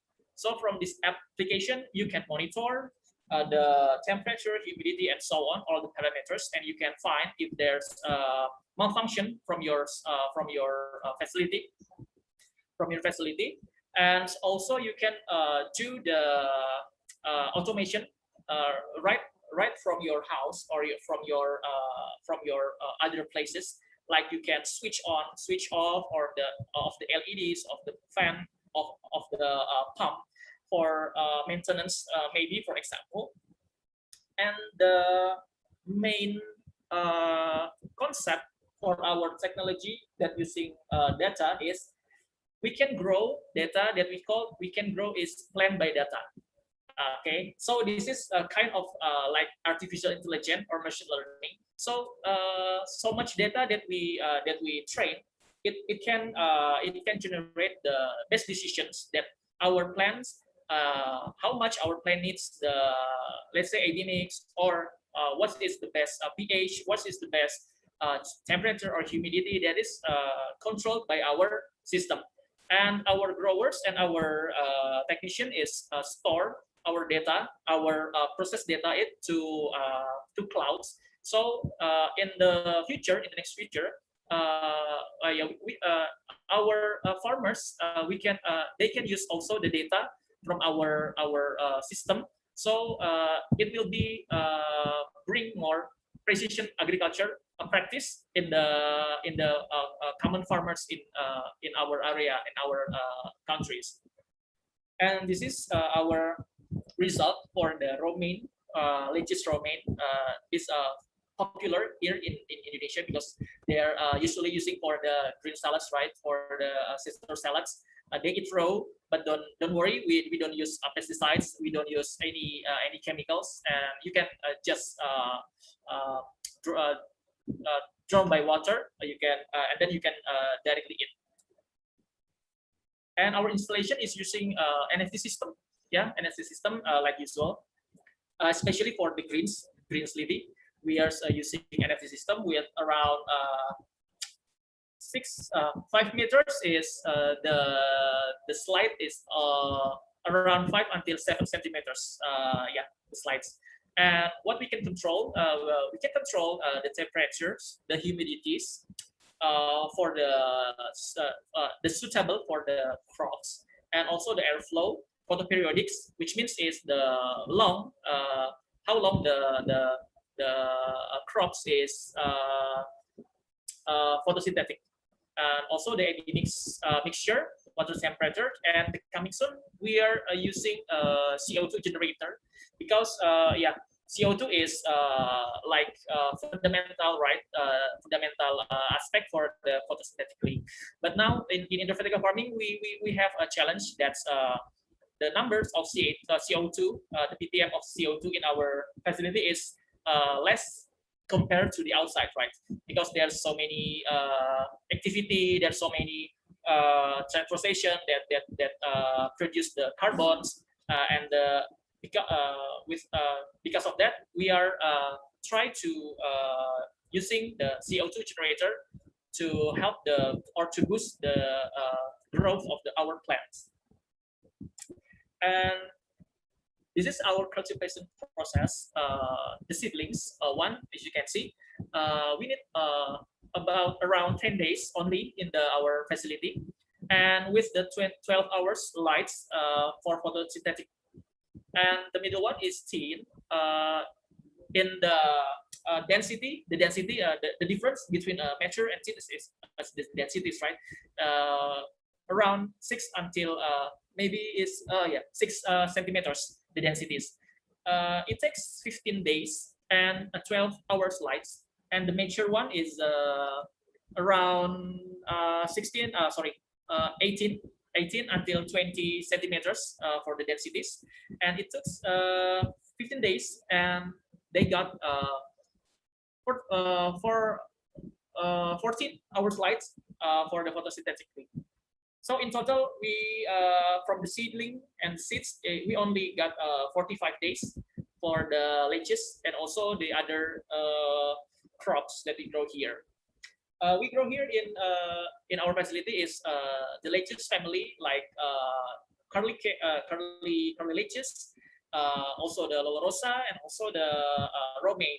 So and other is kale, like curly kale, and also kale nero or recineto. That is a bestseller in here in Malang, and our customer is likes our production, right? And this is our comparison product comparison between outdoor cultivation and our growing indoor system. As you can see, our crops is more like the leaf is bigger than the others, and also we don't have any damage leaf, and yeah, the leaf is come from the bottom. That so we don't need to like what is that? You don't need to pick the damaged one from the bottom. So all the leaves is you can use it. And this is our certification from the Ministry of Agriculture. So we have a good agriculture practice, trade permit or PSAT, and also the hydroponic quality assurance. So our growers and our practice is certified and match the standards of the agriculture here in Indonesia. And this is our facilities. Now we have 5 facilities.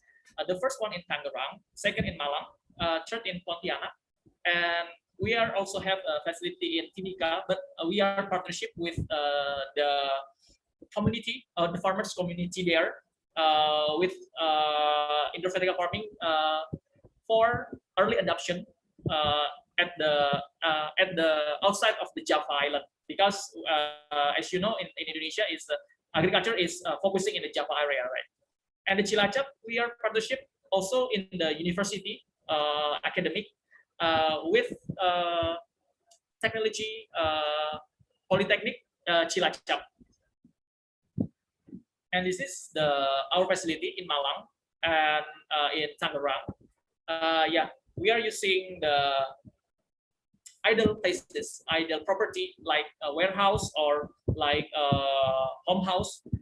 Yeah, so we use it like around 5 until 6 layers with 4 meters high, and also the minimum standard is 100 meters square to achieve the economical scale. And our market character here in Indonesia, and also especially in Malang and Tangerang, is we have a B2B and B2B2C like supermarket or mini market, and also the B2C. So the characteristic of the market, if we sell our product in B2B2C and also B2C, the GPM is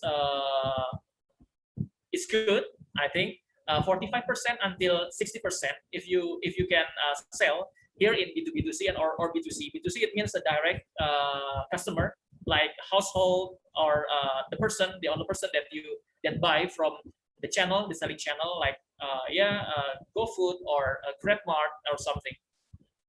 The cycle is 3 until 4 days a week for them to buy, like B2B2C, like a supermarket. They usually 3 days will reorder our vegetable, and for the household, like 4 days maybe they will reorder our vegetable. And what do you need when you if you want to grab your market in the B2B2C, the unit is one is a salesperson. But if you doing by yourself, you can also try, or you can also experience it to selling your product, because yeah, since we are still small, you just need to involve everything in your business, right? So yeah, and packaging budget, because in the B2B2C and or B2C, customer is also likes not only from the products, but for the first impression is your packaging, for the attraction or awareness by your customer. So you need to design the packaging like yeah, the first one is your logo and your the the product names and so on. So the packaging budget you must prepare for it, and also the marketing budget. If you're using the online selling, so almost impossible that you can get the huge numbers of selling without marketing budgets like Tokopedia ads, Instagram ads, Facebook ads, or something. And you must prepare it for the marketing budget also, like endorsement, or you can paid promote, or you can using the Google SEO or something that can increase your sellings, right? So you must prepare that packaging budget and also marketing budget. Okay, the pros is we have high margin, like 50% and 65 until 60%, because we are selling directly, and our strategic is instead of we are selling in kgs like bulky order, we are separate into the 250 grams per pack. So that's why the reason we can have high margin if we combine all into 1 kilograms of vegetables. And we also have a brand awareness, since we are have the space in this supermarket, or we doing marketing like Instagram ads or Google ads or something. So the customer will know knowing our brand, so it will be good for us for the brand awareness. So it will be there have a mind. We become a top of mind of our customer if we can maintain our customer, right? And the contrast is no regular order. It means like, if your customer now is eating salada or eating salads, they will buy lettuce, but not every day they eat lettuce, right? They eat salad. Maybe tomorrow they will eat meats, or tomorrow they will eat another vegetable. So there is no guarantee that your customer will be back at the precise days. Okay. So and the number 2 is high CAC. CAC, it means customer acquisition cost.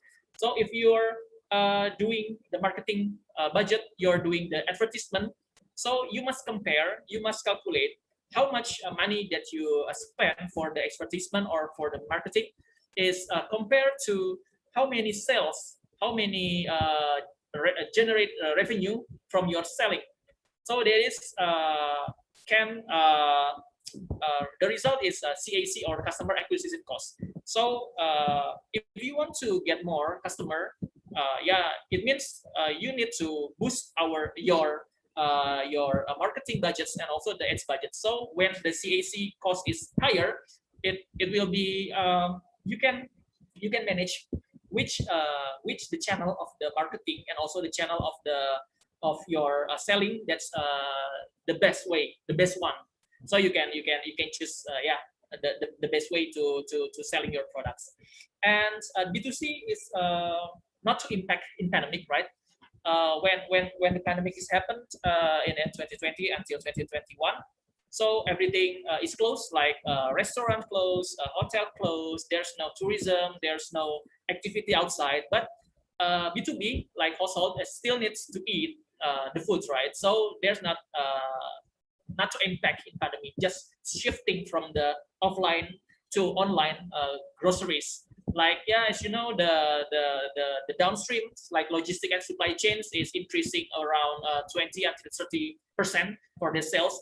Like, you know, it's in Indonesia, like maybe a tiny hub or cider box or something. Okay. And that is market character for the B2B2C and B2C. We play the game about the branding. We play a game about the marketing and so on. And our customer also from the salad bar and also from the healthy life food. The market character is a B2B, B2B, business to business. The gross profit margins is less if we compare to B2B2C and B2C. Maybe we can get around 20 until 30% for the GPM, and the cycle is 2 until 3 days a week.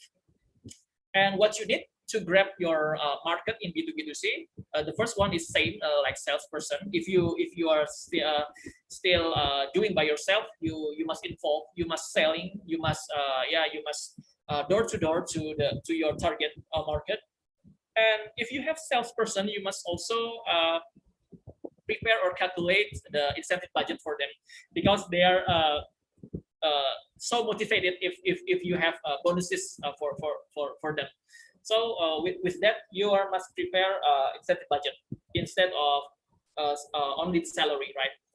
And the pros is we can have a regular order, just like every day we need 10 kilograms of lettuce. Can you send by 2 weeks? Sorry, by 2 days.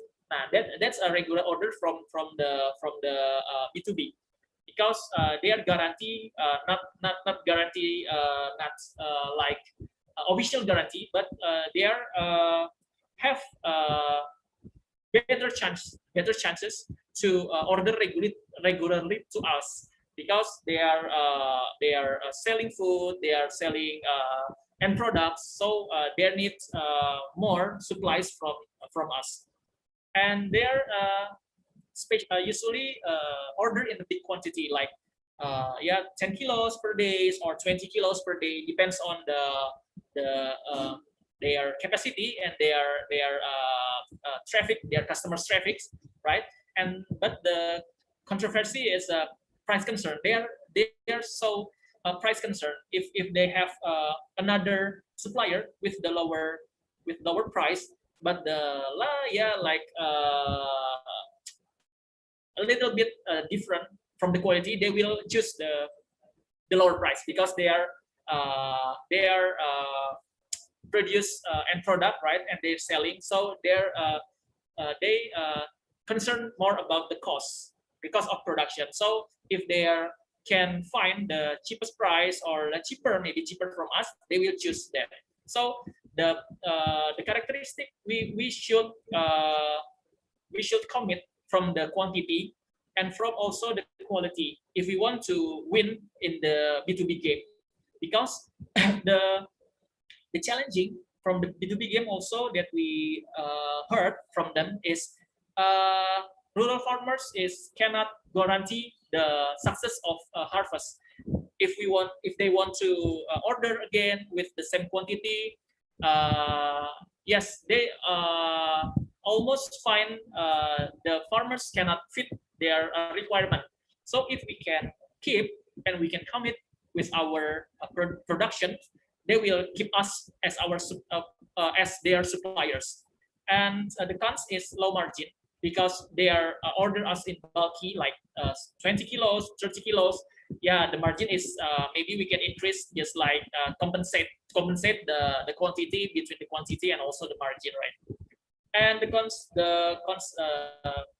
last controversy is pandemic impacted, like Trans House or other restaurant and other hotel. They're really pandemic impacted, right? They are closed. They are like 3 months or 4 months or even more. They will close their facility. So there is market character from B2B as our experience here in the Malang. And this is our challenging and our highlight, because this is our improvement that we researched in the Tangerang. That's from the first time our price is around, our cost of production is around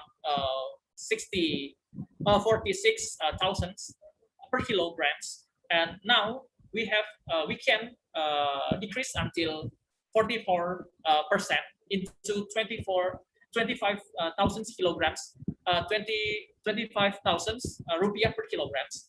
And the harvest, we can increase the production, the productivity until 74%. And electricity, we can reduce or decrease almost 15%. And the earning before tax and depreciation, we can increase more than 100%. and ROI from 7 years, we can speed up until 3.3 years with our improvement that we're doing or we're running almost 1.5 years in Tunas Farm. So maybe if you can see the economic business in if I can say the methodology and the indoor vertical farming is farming by design. So you can choose which the parameter or the variable that you want to decrease or you want to increase, right? And for example, if electricity is the price of electricity jump, like now, our government in Indonesia is, especially in PLN, the electricity company in Indonesia is just announced the new price, the new fare of the electricity bills per kilowatt hours. So if you find that's problem, yeah, you can use whether it's a solar panel or another energy for complement your main energy. So that is will be increasing your production cost, but it will give us more in investment, right? Yeah, just you can choose whether you want to increase your decrease your cost, but it's impact in your investment, or you can lower investment but you compensate in the cost is high. I decrease cost and I more in capital, right? Because our aim is in the first slide, we want to decrease our cost production to selling the affordable price for the product. And our dependencies here in the agriculture, especially in indoor vertical farming, is we have three dependencies. That is infrastructure from our government, which is electricity. Like now we are using fossil fuel, like from the coal. But if we have more infrastructure, the cleanest, the cheapest, like maybe nuclear or something, maybe we can decrease our cost. But we can also looking for the solution from our electricity company, like using solar panel or solar harvest in the Indonesia. Since we are in tropical countries, the sun is shining almost every years. Okay, and now and the next is government policies. That's maybe the governments can I hope can support the agriculture, especially in indoor vertical farming.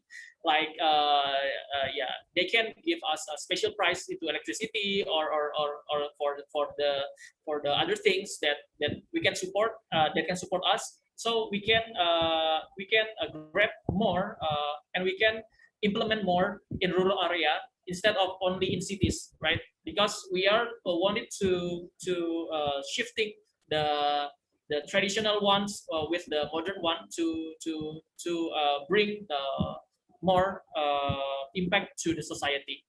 And the third one is manufacture. Since we are using the LEDs, using the heavy assets, right?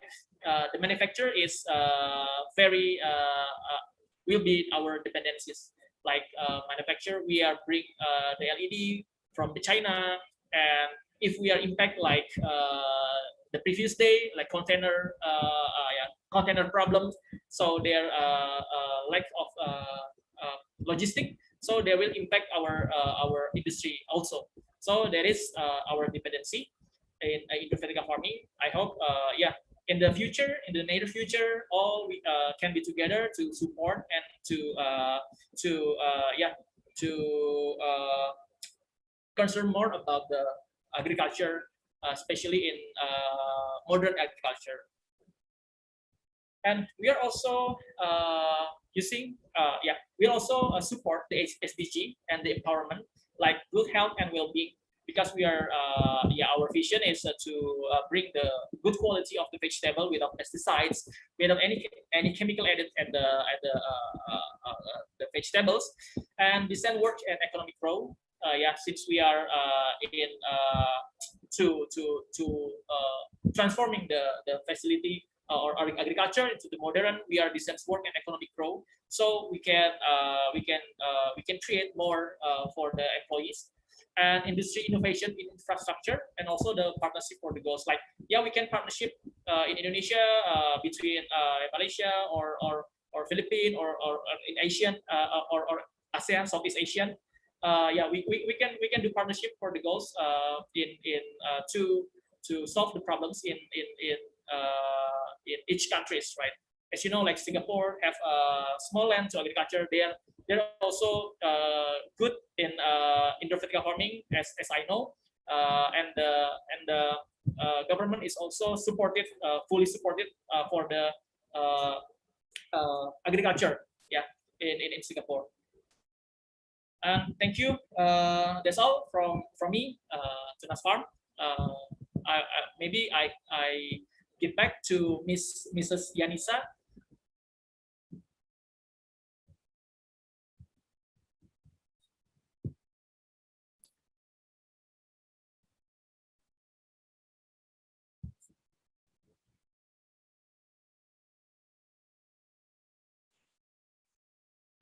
Okay, Mr. Surya, we can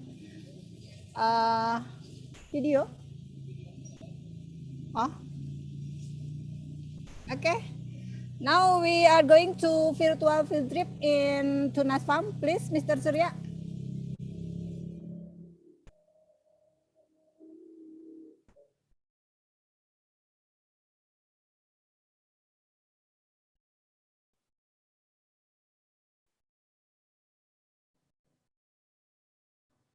Hello, Tunas Farm.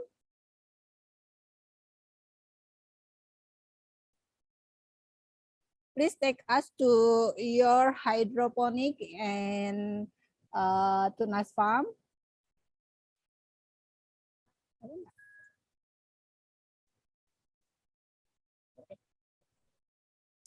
Yang siapa?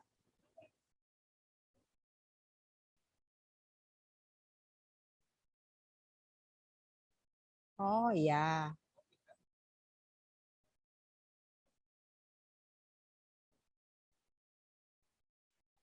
Okay, now we are see the Tunas Farm in Malang.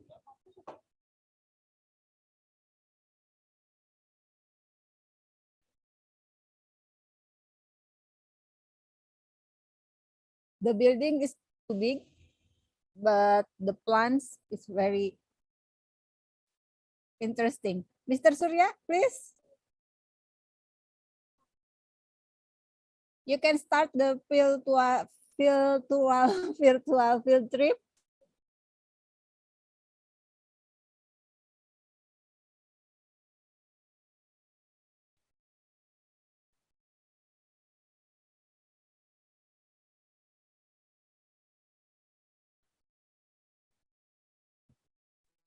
Hello. Yep. Did my voice heard here? You can hear my voice? Okay, thank you. Yes. Okay, please welcome to our facility here in Malang. This is size around 100 meters square with the ceiling is 4 meters. And you can see this is our installation for teen crops. Yep. This is our growers that transplant from the seedling. Maybe we can show the seeds, the seedling part later. And this is the activity for our grower to transplant from the seedling to the teen phase of the crops. Yep. This is, we have 6 layers installations. And yep, after this transplantation, around 15 days, like I mentioned on the slide, we move to mature installations with the density is around 20 centimeters. And this is the junctions, cartilages. Yeah, cartilages. And this is the bok choy, kailan. And this is also, the name is siomak, like oriental vegetables, right? And okay, we can move to there. We can, we want to see our grower handling the mature crops. Yeah, we can go here. Yep, this is Chaisim and this is Xiaomak. Is it ready to harvest? Maybe today afternoon or tomorrow. And our crops is already ordered by supermarket and also the hotels and the local restaurant. Yeah, this is red spinach, and this is popular here in Malang, because it contains more zinc and also the ferrum for your health to increase your blood your blood pressure if you have anemia, right? And this is Kailan and okay, hello, what you do? Okay, she's just like sortir. Yeah, choose the damaged one, like this. Yeah, you can see we maintain our plants. Okay, and this is olive, like costlaches. Yeah, we also grow here. This is good for salad, raw salad. You can eat directly with Thousand Islands or sesame seasoning, right? And this is curry kale. This is so famous here, and almost every day a supermarket is order this kale, and within 1 or 2 days is sold. And we come back again to refill their shelf with the green curly kale. And this is the pagoda. Do you see? Have you seen this beautiful plants? This pagoda is like pak choy or bok choy or nai bai, but with the cute leaf, right? Is it crispy, and you can use it for steam, or you can stir with a garlic. The taste is good. And this is also our bestseller. This is lacinato kale. Lacinato kale is used for usually is they're using for green juice, because it contains the huge chlorophyll to produce the green colors of your juice. Yeah. Okay. And enough about the cultivation. And now we are see our installation, like automation and also the sensors. Come on, follow me. Yep. First, this is our backup panel. This is from PLN or from our main energy, electricity, and this is from genset.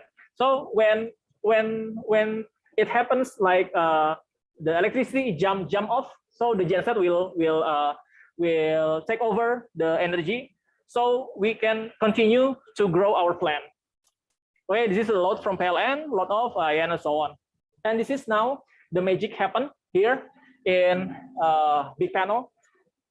It's control everything from manual, auto, and also the off, like lamp tower, fan, and also the fan, the pump, and also fan and lamp. So we can see.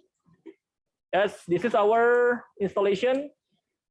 It's very dangerous if you touch by your hand. And this is our microcontroller, and this is be the brain of this installation, because this is connected by Wi-Fi, and they can control all relays and also contactor here to every towers or every level here in our installation system. Okay, we put back again. All right, oh, sorry. All right, and also we have the manual one. If the something happen, like the system, usually the Wi-Fi is not good. Okay, sorry. Okay. Yeah, this is the manual one. Like yeah, we can control manually. Sometimes if the connectivity is not good, so our growers can do it auto or manual. Yep. Like this. This like manual or auto. This is the auto, and this is off, and this manual. Auto is from 6 a.m. until 8 p.m. is for the photosynthetically, and that is the system, that one. This is for controlling the air conditioner. There is a sensor. There is sensor, humidity, and also the temperature sensor. There is IR or infrared light direct to the air conditioner there. So when the temperature is high, it's gonna force the air conditioner to decrease or lowering the temperature. Okay, we have also another one here to control the another air conditioner. And okay, we going to seedling room. All right, we don't have seen the seedling room. We are going there.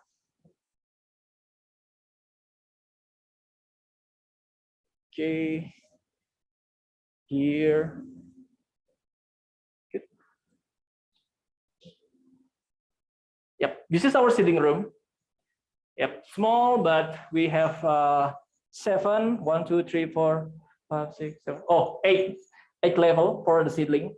So from the after we are sprouting around 24 until 48 hours, when they're sprouting, we are directly put here so they can have a sunlight, sunlight for photosynthesis. And this is the result. Yeah, we have good one. Yeah, no etiolation, no damage, and ready to transplant to tin installation. Okay, this is a Lolorosa. We have a red one here. Oh, okay, we are soaked with the nutrition water, so we don't circulate the water when the seedling, because the rock wool is just need to be dry to be wet. So this is enough for seedling areas. All right, that's it from our from our facility. Oh yeah, this is Mr. Surya, can you hear me? Mr. Surya? Hello?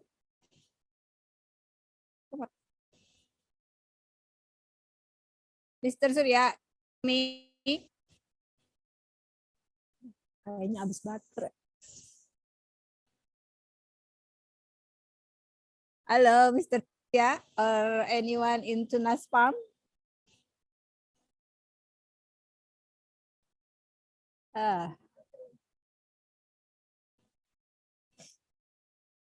Okay, I think the video is freeze.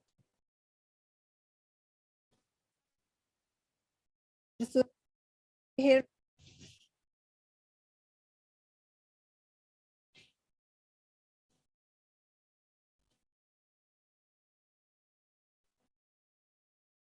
We are so sorry. I think the connection is not good in there.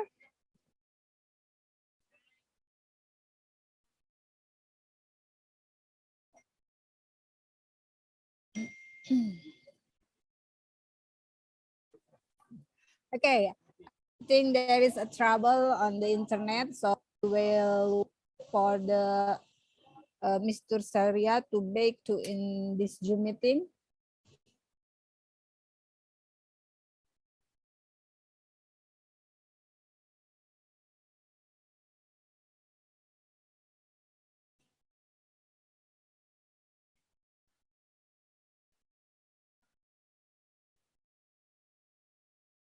Okay, Tunas Farm. hello, sorry. Okay, thank you for joining For again. For the backup, we are using phone only. Okay. Okay.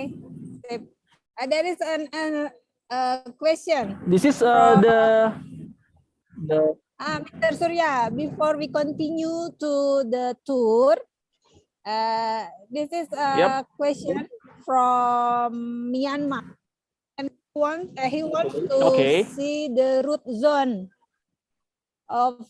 Okay, all right. The root zone. Okay, wait a minute. Switch the camera, and this is our root zone. You see? Do you see the root here? But a bit of flicker because I'm using the phone camera. Okay. It's okay. Okay. It's clear. Clear. Okay. Thank you. Welcome. Okay. Here is another question. It is need whole day electricity cost effective? Oh, this is we are not use the electricity for whole day. We are using only for the mature is only 14 hours per day. For the seedling is only 12 hours per day because the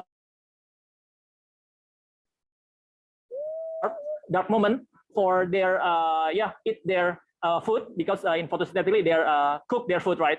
So the dark moment is using the plant for grow because if you see the plant in at the morning or at the night, they are like stretch forward to the skies, right? Because they are grow in the night phase.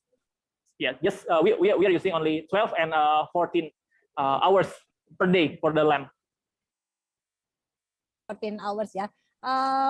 It's another question that you show the son of pak choy. Okay.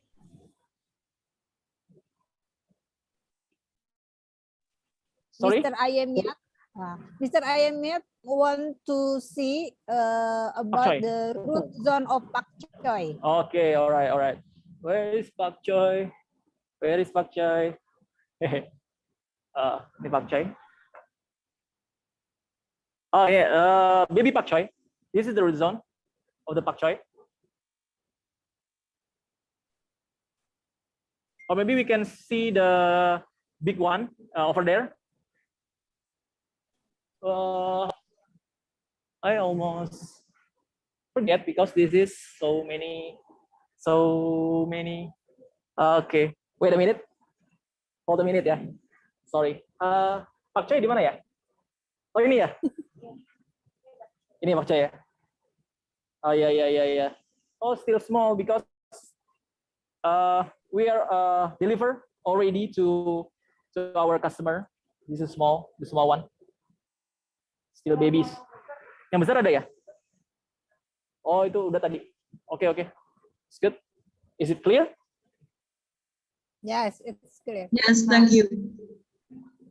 Okay. Excuse me. How day is this?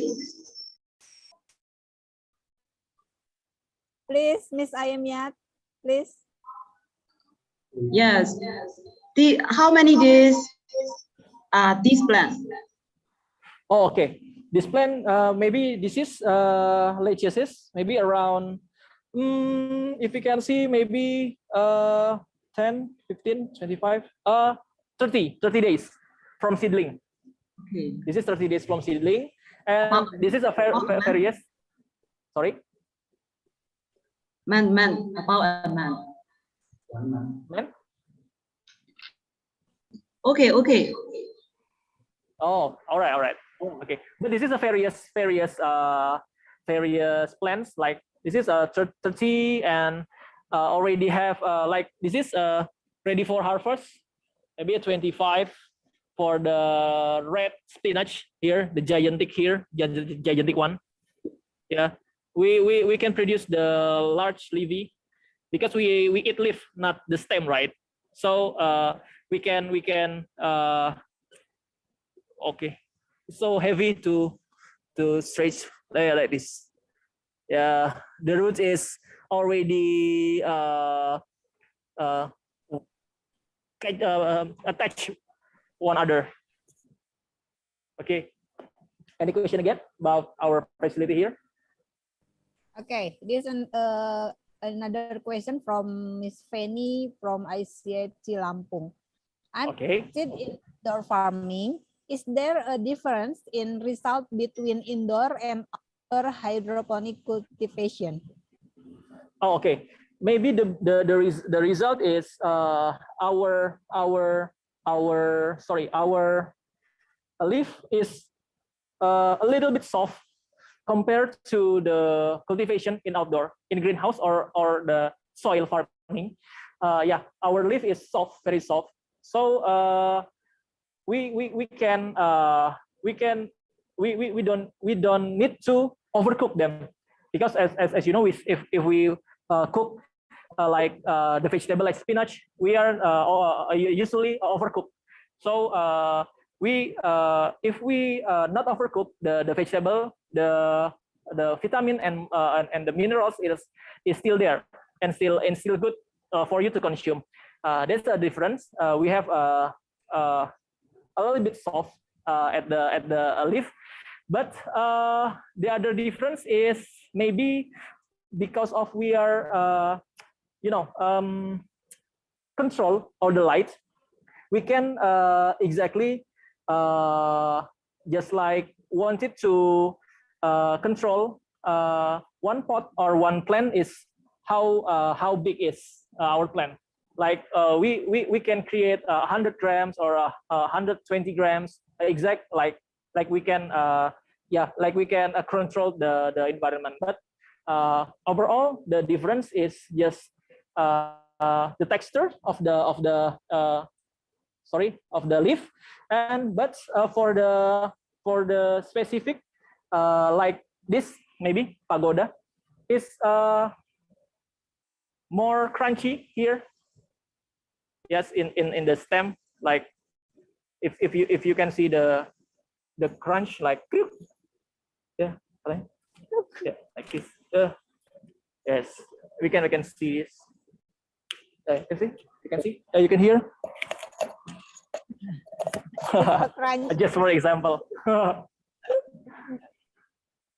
Okay, yeah, that's the difference maybe from our experience and from the customer feedback from us. Okay. Sorry for interrupt, Mr. Surya. So Yeah. does it mean that the plants, the vegetable is quite fragile, and of course it need to handle carefully for post harvest? Does that mean that because it's more soft? You say that it's more softer, and then okay. Right.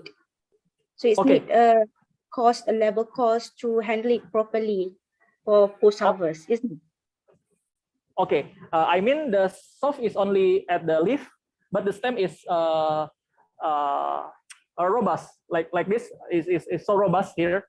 Like Kailan is very robust, but only the leaf maybe if you can compare the thickness is different from the outdoor, because maybe in my perspective, because they are hit by sunlight directly, because the sunlight is contains infrared and the UVA, UVC and something, because there is just like defensive for the plant to defend itself from the heat and something. So they produce more thicker leaf compared to our indoor farming. But for the post harvest, we don't need to be afraid, because since the stem is solid like this, yeah, we should take care of the handling of the post harvest, but you don't need to be worried more, because they are just like common, but just in cook or the process, the leaf is easy to cook. Yeah, you don't need to overcook. Yep. That's why we are suitable for steamboat or yakiniku, shabu-shabu. I mean, yeah, shabu-shabu, or you can directly eat raw, like salads or other cuisines that using raw vegetables. Thank you. Maybe from me. Okay. Okay. There is another question, Mr. Surya. Is still pest or disease found? Oh yeah. We are already around our facility, since we are using 100 meters square. That's not too big, but yeah, we have. Oh, there is a kangkong over there. I think this is for the sample for the kangkung, and this is samhong or sweet sawi in Indonesia. Yeah. Okay, thank you. And this is our new varieties, iceberg, that we want to cultivate here, because there's a lot of demand here in iceberg. We use the seeds from RZ. Yep, this is iceberg. Mr. Surya. Yep. Is there you found the pest and or disease found in your plants? Sorry. Oh, pest and disease. yeah. Pest and disease. There is no pest and disease here. Okay. Yes, How about the nether? Sorry? How about the nether? So Nether? it's without there is no pest and disease indoor hydroponic, yeah? Yep. Because as you can see here, yeah, maybe some of damage is caused by nutrition or deficiency of nutrition, just like common, because they are also living item. Yep, genetically sometimes just like tip burn, but there's no crucial, like maybe one compared to 100, just like we can see the like this is endive. Yep, this is just, yeah, we can win every day, just sometimes we find like this. Yep, this is like tip burn, but this is not common. Yep, especially in the old leaf. But the others is but the others is still good, as long as our growers can mitigation the risk. Okay, our recipe is using if we found the tip burn, especially in salad lettuces variety, we using calcium that we put in the solution in the water, and we use as a foliar treatment, just like you can spray over the damages leaf, so you can repeat again 3 until 5 days. That's our treatment to prevent the crops getting tip burn at the top. Yep, just like this. Maybe for the example, the tip burn is like this. You can see, mas? You can zoom it. Yep, this is tip burn. Yeah, this is tip burn. But sometimes we can handle it with the calcium, so there is no other tip burn here. Yep, and it looks so good here for the cost lettuce. Okay, any question? Okay. Yes, here is another question. I will ask one more again. Is there any special criteria for room use for indoor farming? Yep. Thanks for the explanation. Okay, for the room is just we avoided any sunlight to come into our room, because there is a window over there. Mas. Yes, over there is a window. Actually, here's a window. But we are close the windows to avoid the sunlight to come into our facility, because we don't want any disruption from our process with LEDs.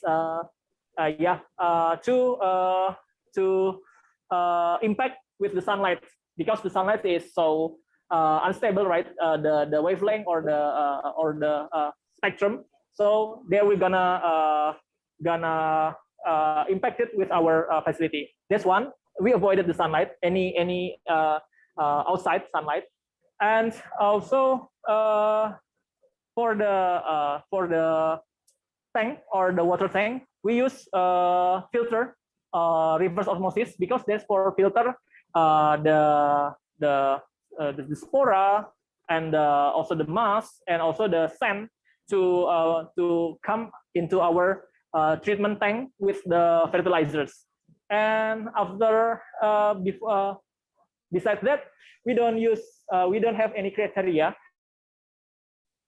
We should calculate about the temperature, because since LED is producing the heat from the electricity, and the room is big, so we calculate how many power or many PK the capacity of our air conditioner. That is we have a calculation about for that.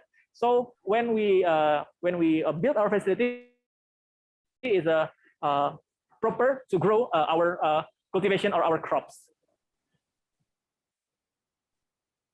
Okay. Thank you. You're welcome. There's another one, Mr. Surya.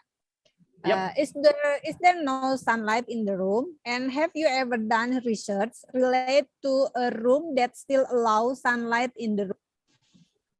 Oh yeah, yep. That's our research, because in our previous facility in Tangerang, our facility is side by side with the window, the big window, and there is sunlight over there. So the side, maybe 2 or 3 gullies is come over to sunlight, and the others is like normal to the sky, to the LEDs. But the sunlight is stronger than our LED. So the sunlight is getting our plant is getting like sometimes follow the sunlight, right? Because they are stronger light from the sunlight. So that's impacted with the plant. There's ethylation, because dark side and the sunlight is too like there is strong but not stronger, but not the strongest. But so the stem is reaching out the sunlight here. So they're like this, and the stem is ethylation, reaching the sunlight. So the result is not good, because the stem is the plant is ethylation.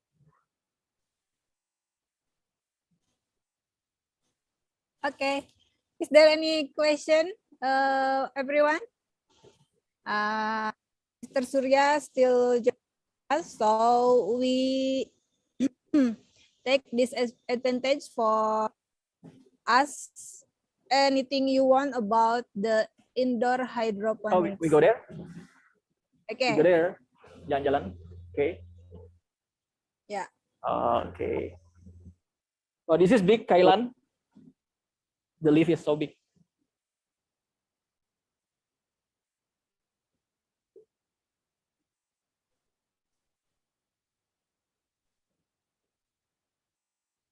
Okay. Is anybody want to ask? Surya, sorry. Is that mean that your veggie factory, I will call this veggie factory, right? Is 100% depends to IoT Internet of Things, isn't it? Yeah. Using the software, right? Sometimes we are all this kind of temperature, everything, right? Sorry, can you repeat again? That means it's all depends 100% to the Internet of Things software, right? To controlling the temperatures, moistures, nutrients, all those things, isn't it? Oh, IoT is just for monitoring and for the automation.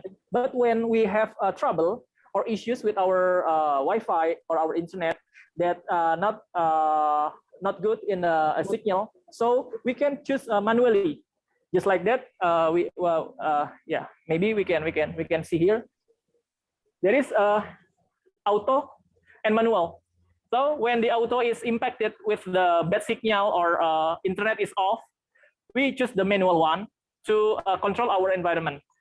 So the IoT is just for monitoring the system and automation. But besides that, we can also do it by manual handle from our growers.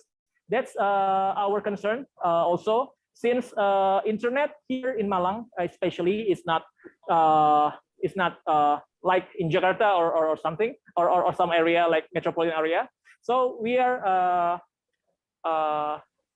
have a backup plan or backup case if the internet is going down, or we can access our monitoring IoT from our internet. So there is a manual way to do our cultivation. Yep. Maybe we can go downstairs for the last time to see the IoT for mixing tank. Can we? Follow? Yeah, okay. Okay. Because we are using the upstairs, second floor. So come on.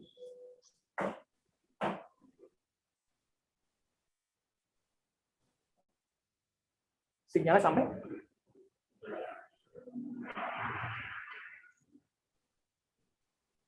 So this is our tank here, and that's our mixing system mixing. There's if they are they are broken, we can use manual to mixing our own hydroponic. Okay, so we go over there. There is our yes. This is our result or product here that we can sell directly to our customer. This is Kali Lechineto. Okay, we go upstairs again.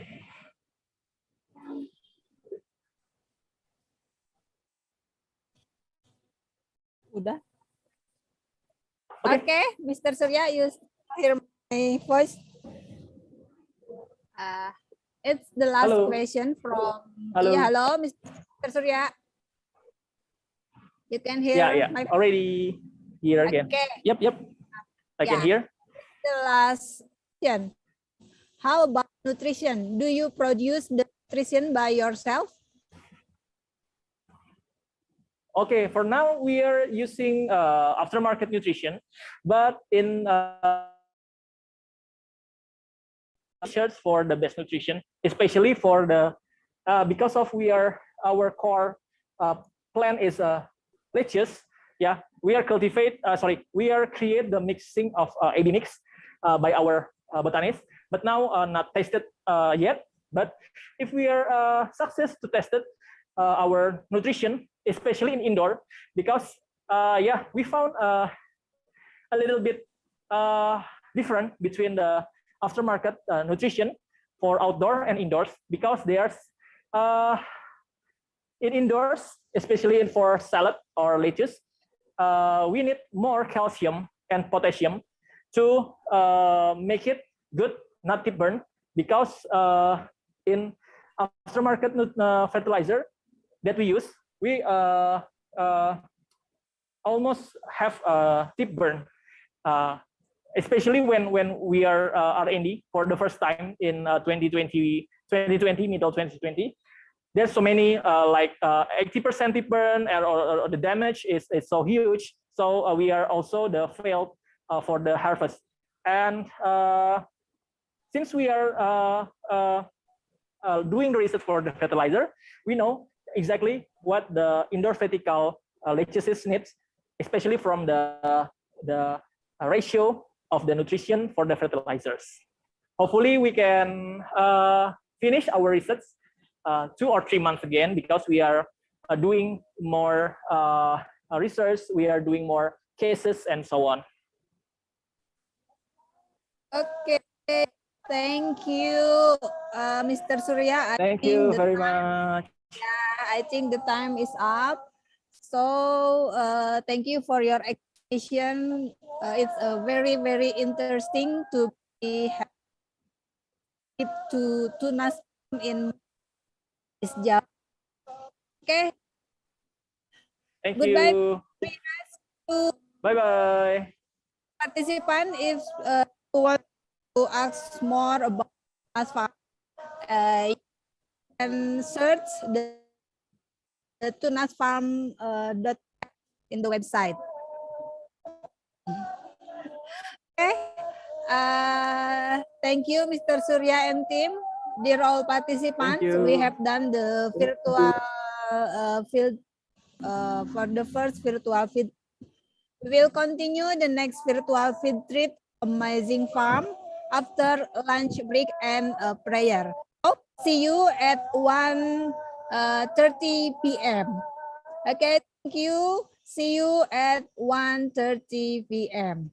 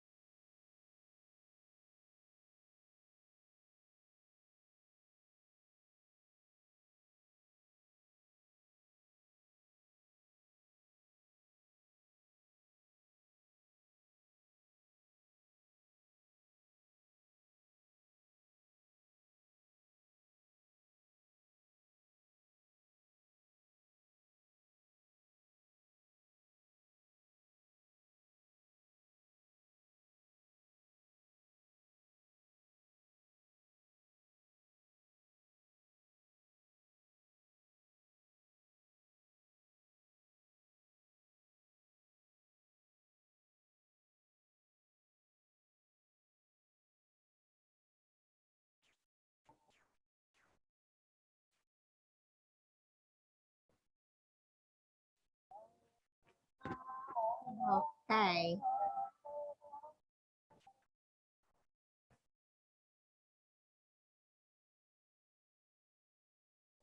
Okay, distinguished speaker, distinguished guests, and ladies and gentlemen. Welcome back to training course on hydroponic farming system. The next agenda is still virtual field trip, sharing session, and discussion. Actually, now we are in the one of the hydroponic plant greenhouses at Amazing Farm. Already present with us resource person from Amazing Farm, Miss Novianti. So we watch the video about Amazing Farm and continue to Miss Novi. Miss Novi, please. Hello. But the video first. Welcome to Amazing Farm. Amazing Farm is a brand name registered under PD Momenta Agricola that was established in 28 August 1998. PD Momenta Agricultura is the first company in Indonesia to utilize a greenhouse commercially by growing vegetables using hydroponic method. Our vision is to be the society's best companion for living healthier lifestyle, and our mission is to provide the freshest, tastiest vegetables to the society. Our vegetables are being run with tight control and monitoring in each process, from seedling, harvesting, and post-harvesting process. Today, Amazing Farm has 5 farms, which 4 are located in West Java and 1 in Bali.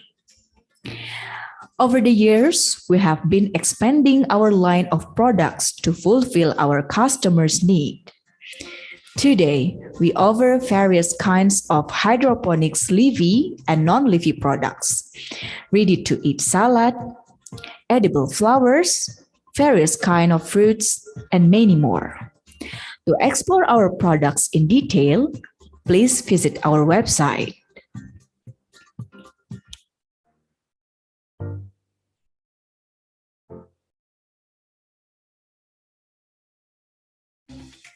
Hello everyone, greetings from me. I'm Novi as agronomist in Amazing Farm.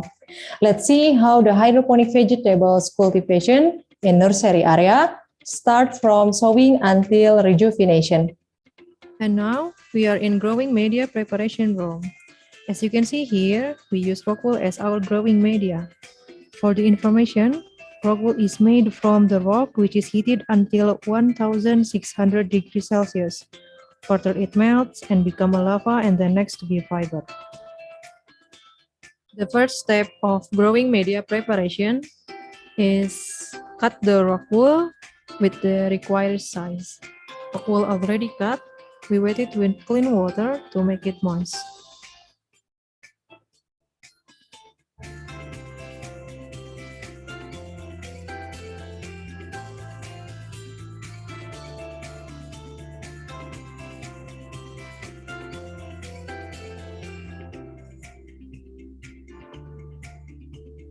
Now, this is a process to make a planting hole.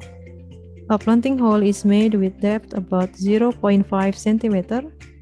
The reason is the seed can easily enter the rock wall. And now we see sowing seed process. The seed is sown on rock wool media as much as 1 seed per planting hole. We enter to the germination process. We put the sown seed to the dark room for 2 days.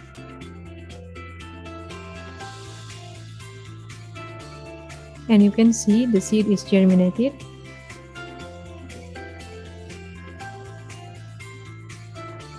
And then we take germination seed to the greenhouse.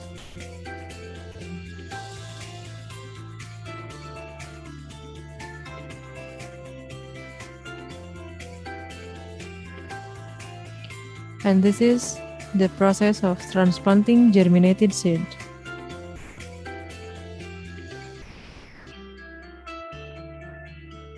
Here is the seedling which has 7 days in the greenhouse. Hello everyone, this is a rejuvenation greenhouse. The seedling, which is aged 19 days, will be transplanted in greenhouse of rejuvenation in here. And the seedling until age 30 days will be transplanted in the production greenhouses. The size of seedling, which is 30 days, is like this. Everyone, welcome to Substrat Greenhouse. In Substrat Greenhouse, we have 4 commodities that are kiwi, mini cucumber, cherry tomato, and beef tomato. And here is the beef tomato greenhouse. This system called Substrat because the system uses soilless growing media, that is coconut fiber, and use drip irrigation. Instead of running water constantly, we are just going to be dripping water and feeding the plants exactly what they need. Now we start to the cultivation technique. After 14 days of transplant, the plant is tied by rope. The purpose is to make the plant not fall down. Next process is hand weeding. We take the weed out from growing media, and then we also control dripper to prevent clogging inside the pipe.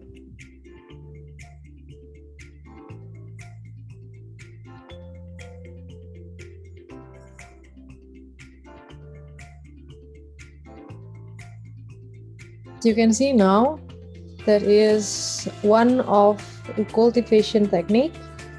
This is tied up the plant to the rope so the plant can stand up.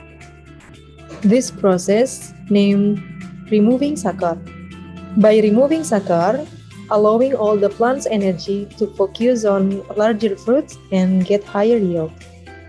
For the requirement of marketable beef tomato, the character of beef tomato should be considered ripening stage by color appearance, that is orange, and the second one size, approximately it's about 250 until 300 grams, and the last one, there is no imperfect shape.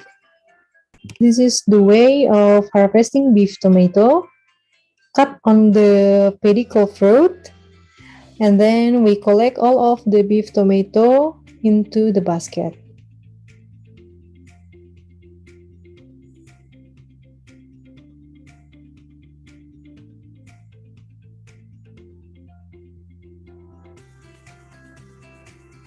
After all of the cultivation method, this is the end of substrat process.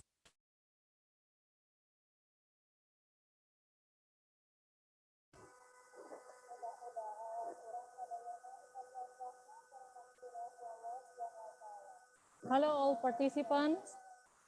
Thank you for attending this session. Welcome to Amazing Farm. And this is one of the greenhouse in Amazing Farm.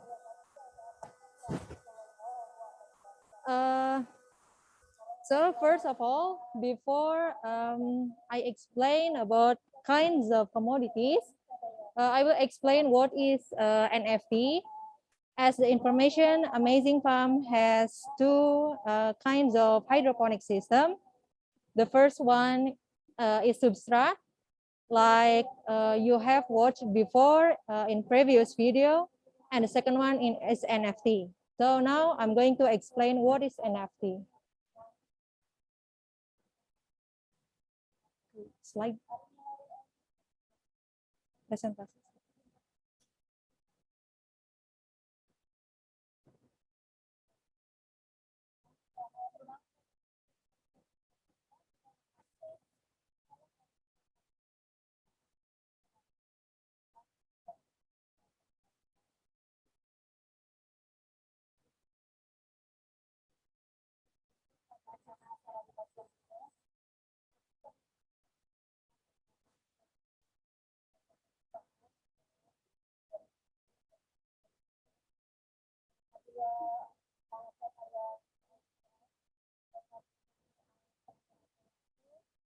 So now all participants can see the screen. That is the technology of NFT. So NFT in another name is nutrient film technique. How it works? So NFT works by the nutrient solution pump up to the top of channel, and then the nutrient solution get down to the reservoir and then pumps again and then become the circulation constantly.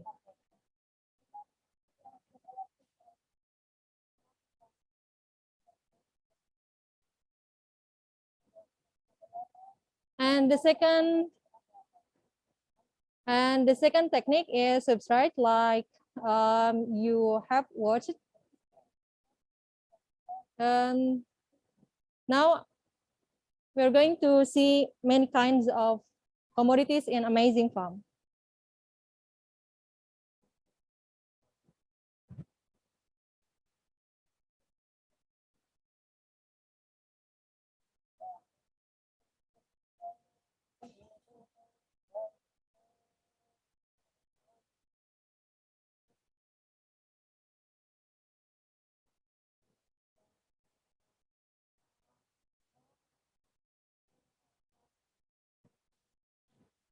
Okay, all participants, now let me introduce some kinds of plants in Amazing Farm. This is Salanova red butterhead.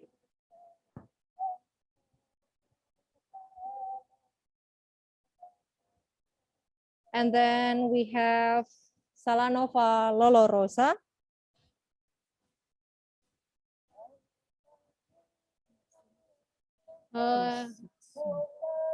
Then we have Salanova green oak leaf.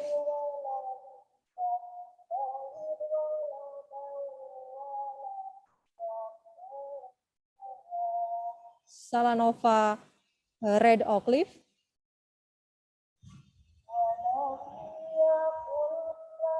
This is Salanova green freeze. So we have also butterhead, and we have endive,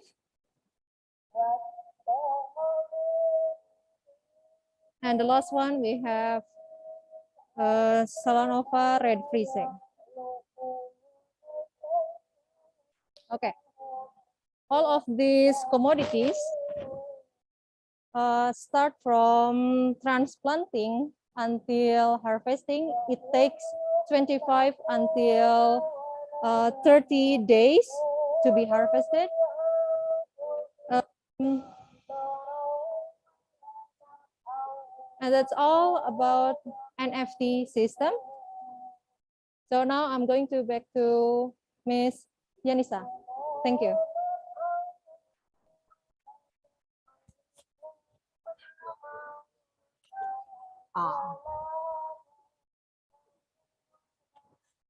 Okay, we will play the video next.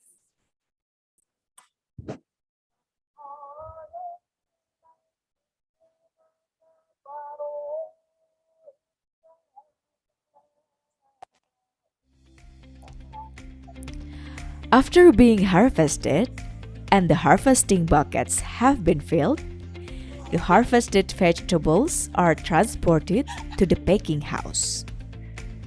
Next, product is weighed and recorded in the book before entering the next process. This is the sorting process. This process is essential for selecting good quality produce, which are marketable, and removing undesirable parts of the produce. After the vegetables are hand sorted from defects, including damage, decay parts, and already meets the requirements, the product is going to be packed. Now you can see the tomatoes. We take it, weigh, and pack into 1 kg per plastic.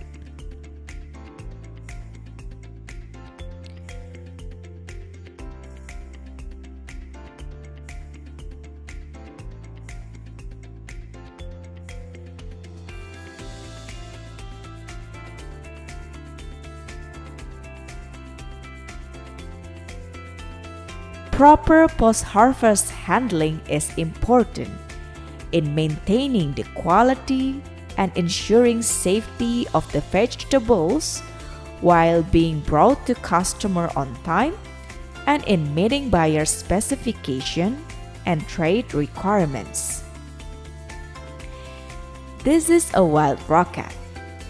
We pack it in 100 gram.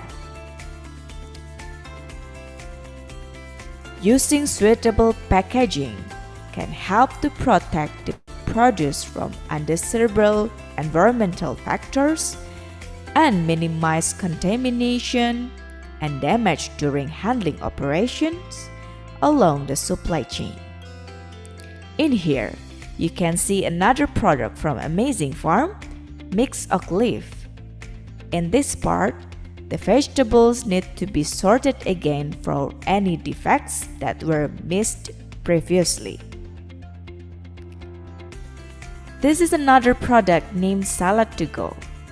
Once the product is selected and placed in the plastic bag, packers check quality and correct weight, and the product ready to sell.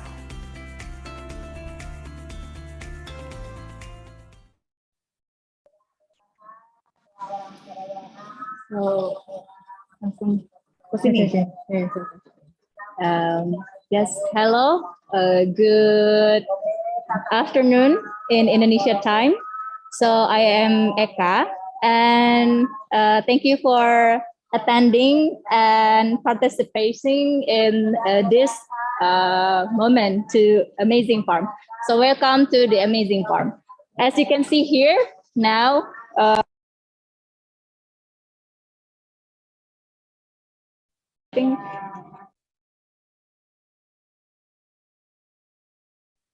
okay, as you can see here, now we are in the greenhouse. So in the previously, you already watched about our production system that already mentioned with Miss Novi. So if you have any question regarding about the production system, so we can open the question in the last session. So today I'm going to tell you about the history of Amazing Farm. Actually, as you already know in the opening video, that our vision is to be society's best companion for living healthier lifestyle.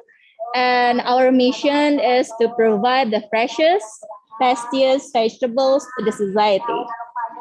And the story has begun when we are imagining a future where we can grow our food everywhere, regardless of the climate. And we start in 1998. Actually, it's already a long story journey for the Amazing Farm, because Amazing Farm is a pioneer in the hydroponic system in Indonesia. And the first experiment was carried out in November in West Java, in Lembang. And after that, we officially launched in 1999. And first, our office is in Jakarta, in TBC Matupang in 1999. So you already see the history line here. In the 2000, we developed a new product. So the new product named Salad Classic. And after that, in 2004, we also have another product. And this is the new one in 2014, yeah. So we introduced this. This is salad dressing in 2014. And after that, we also introducing a new product. This is shake salad. So you can shake it after you put the dressing here.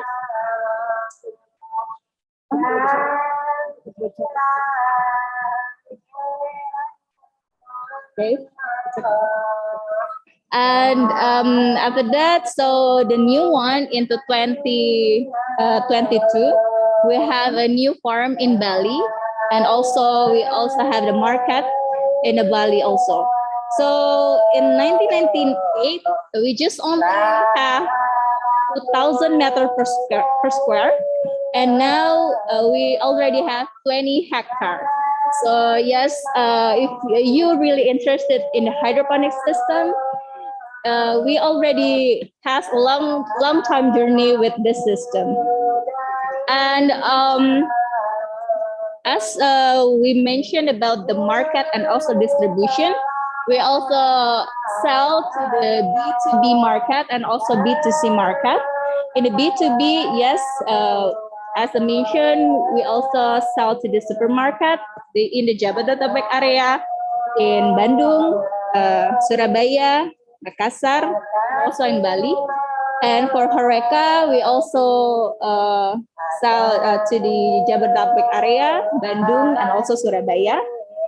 And the new one in an online channel, we also have a cooperation with Tokopedia, Shopee, GrabMart, Blibli, Click Indomart, and other channels, and also export.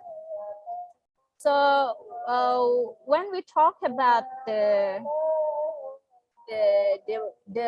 how is hydroponic system is really good or not. So actually when we see that the quantity of our products and also about the sell price that we already sold in the market, and when we talk about BEP also, so we know that the BEP in our system is like 14,000, and we also have a 15 ton per hectare. And you can imagine about how big is the system and the market in the hydroponic system. If you want to know about what is the key success factor, as we already passed several times and several periods in the hydroponic system. So the thing is, if you want to move to the hydroponic system, you should be consistent. This consistency is for the production, because the stable productivity is very good for your quality and for your product. And also, don't forget about the human resources. And we mentioned about our challenge. Yes, the weather is also really have a big impact in our system, but because we use a greenhouse, so it not really, but because we not use a close circle, like maybe some person already watch Tuna's farm. It's a like close system, but in Amazing Farm we just like not in the close, but it's more than the greenhouse practice in Indonesia. Because if you going to Europe, you can see closed loop greenhouse system that really have a big technology and a lot of investment. And when we talk about the hydroponic, that we believe that hydroponic vegetable industry right now is growing, because yes, as you know that right now some of companies also come to this system. They also want to know and they also want to practice as a producer in the hydroponic, and the increasing number of requests for hydroponic vegetables has resulted in increased competition also in this field. So yeah, it's okay, but you just to have to know about the system in the proper way. And yes, how we already mentioned about our products, and this is we offer various kind of hydroponic leafy, also non-leafy products, and ready to eat salads, ready to cook products, edible flowers, and many more. And we have less more than 100 products in Amazing Farm. So if you want to buy something in Amazing Farm, you just buy like a one-click shopping. So we provide all the products in Amazing Farm. And in here, yes, you see in here about the products, also about the salad shake also. So yes, I think that this is the introduction, and also field trip for the Amazing Farm. I think it's better to make an open question here, because it's more interaction to the audience, and also maybe if you really interested to the production side, or maybe we can talk about the market and everything. So yeah, please give a question to us. And so I will bring back to the host, Bu Yanisa.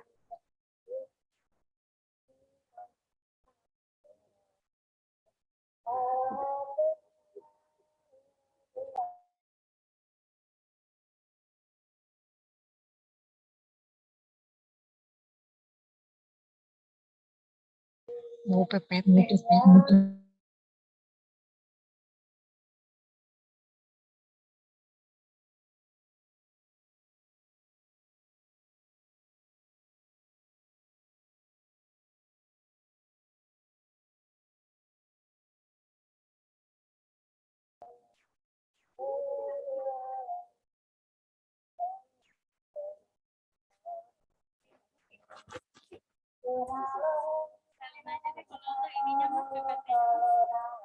Okay, participants.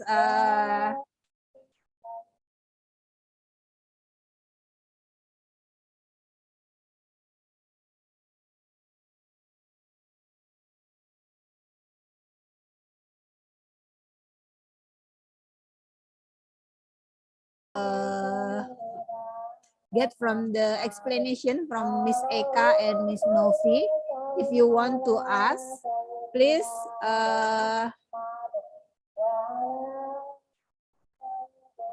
please write down in the chat section, or you can raise hand, or you can unmute computer or device. Yes, good afternoon, Miss Eka Novia Indiviani, right? Founder, is it? Founder for Amazing Farms. So as you told us that an Amazing Farm has been built up by 23 years. That means you have a very wide experience in hydroponic farming. So first of all, I would like to know, in the beginning of in the early, in the beginning of your entrepreneur, or in the first process, would you have any incentive given by your governments, such as a grant or matching grant or some sort like that, or is it fully initiated by your company?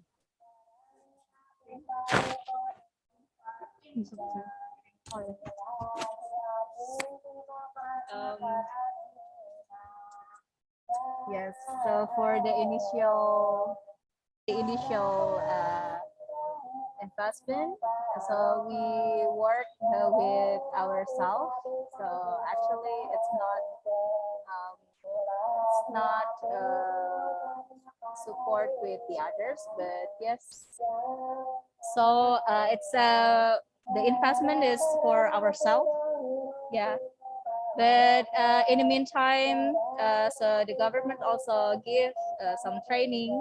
But in that time, back in 1998, it's a really, we can say that it's a really limited resources to know about the hydroponic system, because in Indonesia, not every person know about the hydroponic. So it's also really struggling when we want to know about the hydroponic. So yeah, it's from ourselves.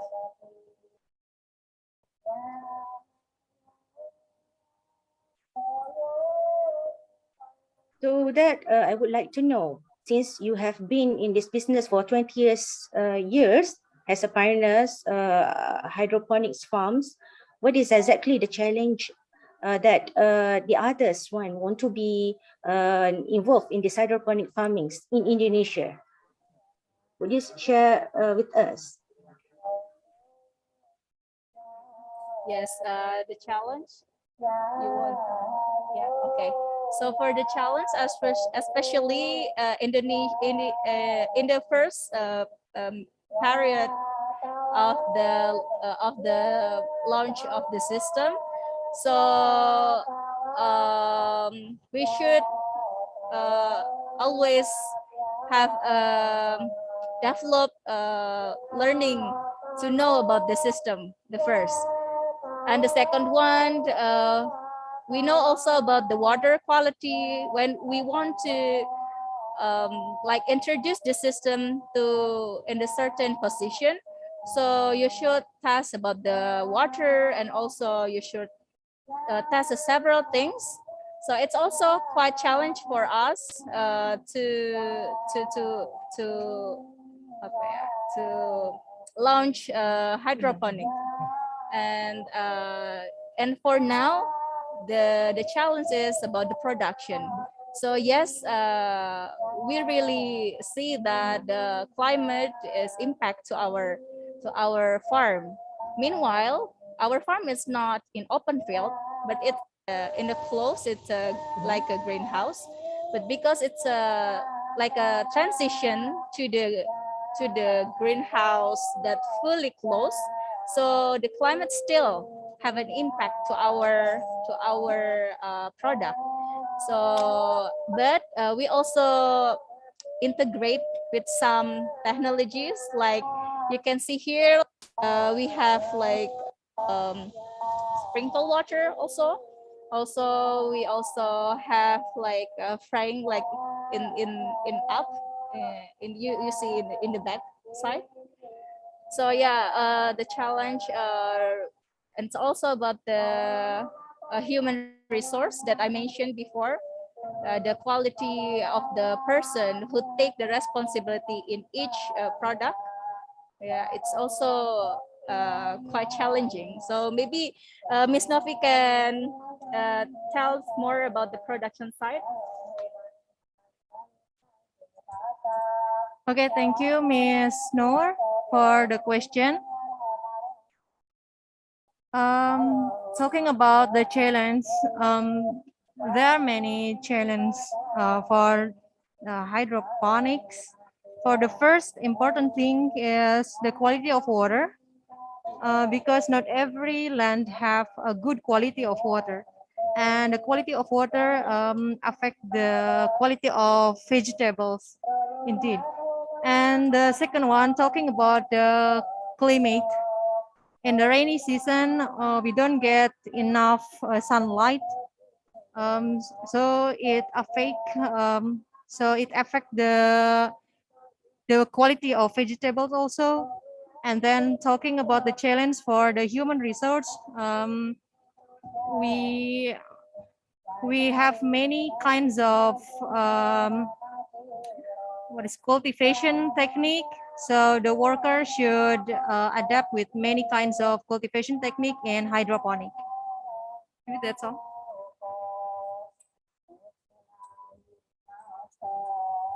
Yes, like that with snow. Okay, last questions. So here I would see that you have stated Amazing Farm has 5 farms. It's a lot of farms. So it also told that Amazing Farm also work with other selected farmers as a partner, meaning that you built some outgrowers, right, farmers. Is that include the buyback guarantees, or is just to sharing the knowledge, technology with them?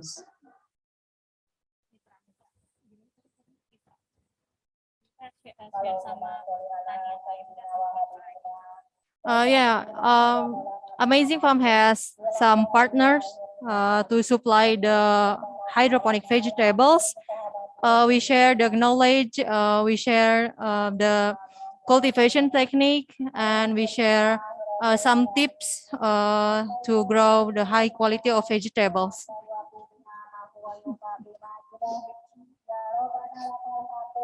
Does it mean that you have a what we call that a contract farming with them? That means they will be produced the veggie, and then after that you will be buy from them. So that is a guarantee for supply, and what we say that has a buyback guarantee, so that farmers don't have a problem or difficulties to buying their own farmer, because your company was a established one. So a customer will be put on trust on your farms. So Yes. Yes, Miss Noor, about the farmers partner that we have. Actually, we have several kinds of system. Like you mentioned before, yeah, we also have the farmers that join with us. So we supply several. So we supply we supply the knowledge. Also, we share our requirements, like the specification of the products and everything. So, we also have a farmers partner that we just buy it. So we have several kinds of method to actually, and we also have the rate, like because we monitor and also evaluate our farmers partner. So if they really good, so we continue the contract with them. But if not, so yeah, just maybe if we need several volume, so we buy from them. Yeah, it's because we have a several method for the farmers partner. So that's mean this amazing farm already have any what you call that good agriculture practice certificates? Yeah, yes, absolutely. In here, if you see in our packagings also, so in Indonesia, we should have PSAT. So it's like what we call in Malaysia, yeah. But actually in here, if you already have a PSAT, so it means that you already have a gap certification. And also you should analyze your production. You analyze with the like the bacteria or something that because you need to get the PSAT certificate.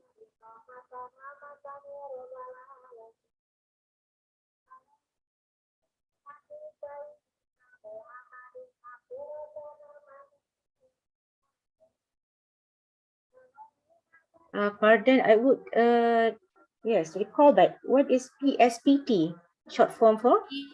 PSAT. PSAT. It's established in Indonesia, but I don't know in Malaysia about the agriculture government system. Yeah. Yes. We do have yes, accreditation for certificate. My Malaysian good agriculture practice, or my organics. There's a short Yes. form of that. Yeah, right. Yeah. Okay. Kind of like that. Yeah. Yeah. So thank you for that. Okay. Yeah. Thank you, Ms. Noor. Okay, maybe I can add some information. PSAT. Good.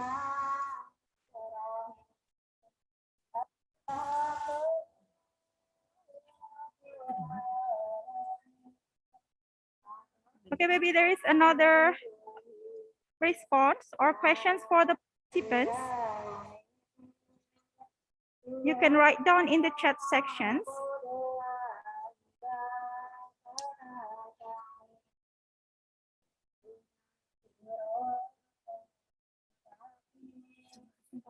Langsung apa Mbak aja ngomong.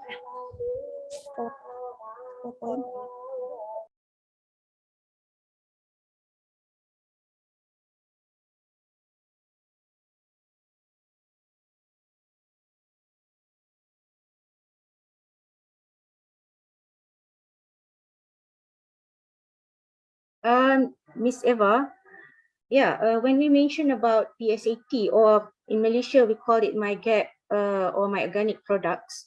So about the pricing, is it same with other vegetables or product without this one certificates, safety certificate, PSAT or MyGap? It is same, or it is what we call that, with you sell it with a premium price, which means it's higher than other vegetables. Yes, actually, because our vision and also our mission is to give the customer satisfaction. So in that time, the certification is for the premium one. So because we just sell the premium and the high quality products, so that's why from Amazing Farm we concerned about that kind of the certification. Not only GAP, yeah, good agriculture practices, but also other certification that we should have it. Because sometimes when you sell to the retail, especially in supermarket, they also ask about that certification. So when you sell to the retail, it's also different price when you sell directly, right?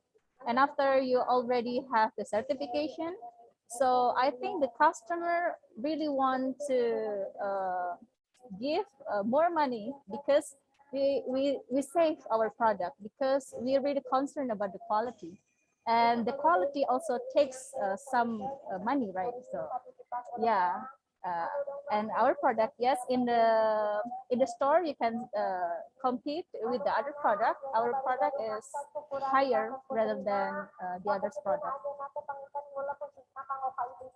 Okay, Miss Eva, you did mention that you also buy other farmers' vegetables nearby, right? Okay, so somehow your farms, Amazing Farms have the safety. I mean that good agriculture practice certificate, right? Or PSAT. So how do you control? I mean the safety, criteria to be safe has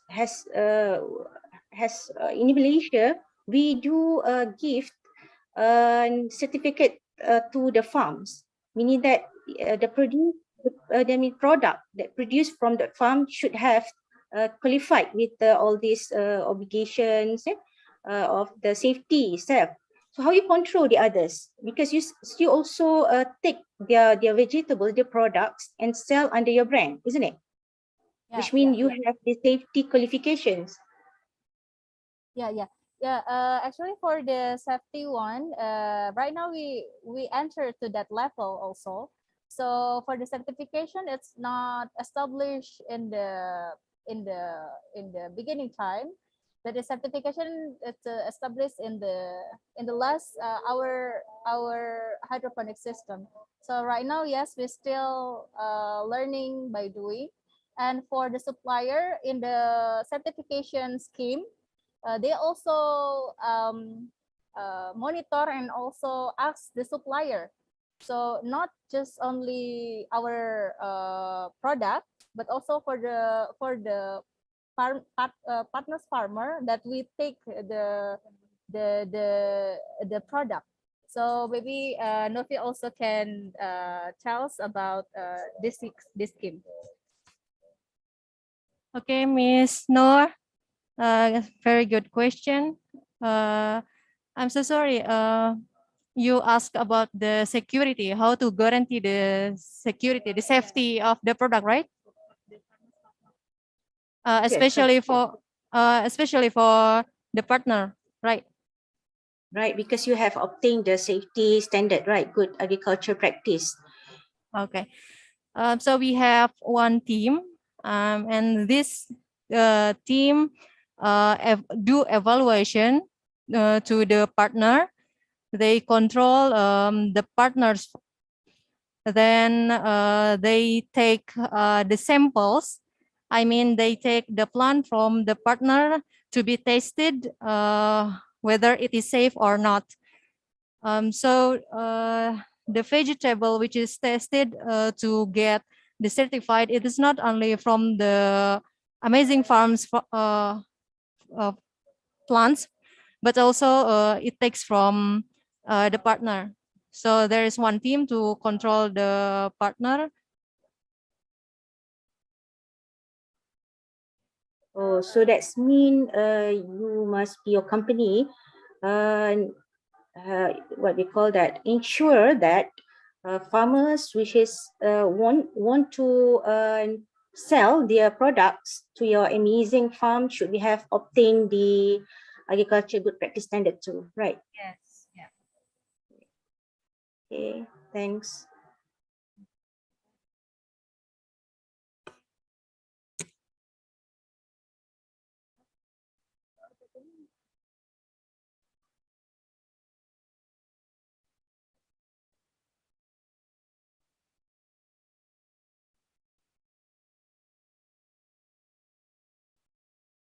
Participants, you have any other question?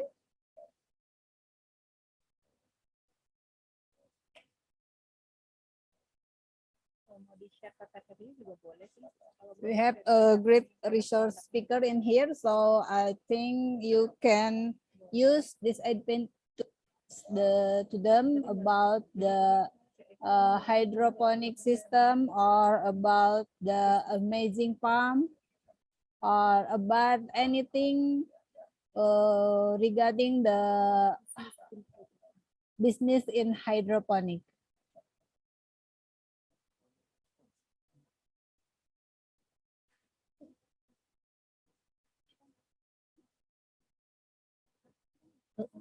Okay, Miss Pia. In progress. Yeah.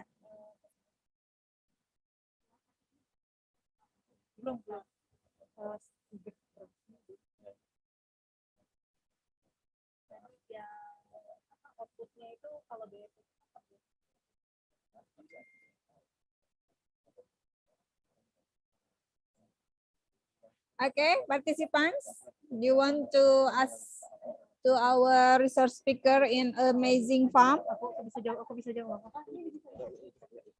Okay. Luasan minimal ya buat partnership. Okay, Miss Eka and Miss Novi, maybe you can explain more to the participants. For example, the minimum area. If there is a farmer want to try to have a business in hydroponics, the minimum area for them to get benefits, maybe you can explain more to the participants.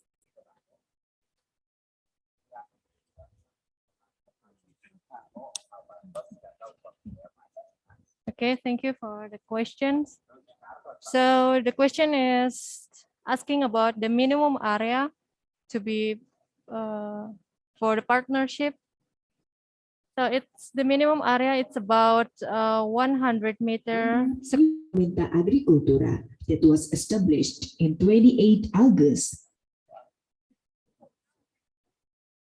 So the minimum area for partner, it's about 100 meter square, and it depends on the spacing between the plants. If you're going to plant, let's say the lettuce, so the spacing between the lettuce plant, it's about 20 centimeters. And if you are going to plant the tomatoes, so you need more land, more area. It is not enough just 100 meter square. So it also depends on what kinds of plant will you take. Maybe that's all. Okay, thank you, Ms. Novi. In Amazing Farm, do this Amazing Farm also do export maybe? your product, export your product to another country, or just selling in the local retail in Indonesia? So for the export product, yes, definitely we sell, but right now we just sell to the Singapore. Yes, the countries. So what kind of the product that you The sell to pages, Singapore? yeah, all the pages here. Okay, all the pages, also edamame product. Yeah. So And how about the certifications? yeah, The certification. requirement, is it a difference when you export the product with when you sell it in the local retail, for example? For the export product, we just have to register our product, but they don't ask about the others certification. For the So information, with that one, it's okay. Thank you very much, Ms. Eka. Okay, there is a lot of product in your desk. What about with the expired date? Yeah, expired date. So for this like this is the salad. Yeah. So actually, salad right now is increasing. Yeah, because maybe people tend to buy the easy one, especially the convenient one, and because we also sell to the big the big area, yeah, like in Jakarta, in Surabaya, also they want to buy it, and for the expired date, it's less than 7 days for the salad one. Okay, so it has to be kept in the In the refrigerator, yes, yeah, or of course. showcase, yeah. Yes. So how many times you deliver your product to the retail? To the retail as soon as possible. So especially like this is a salad after we already pack and we already make it. So we directly send to the customer, to So the you retails. produce this every day? Yes, every day. So from what time they harvesting yeah. and they do the So actually packaging? for the harvesting system, so we make by the order.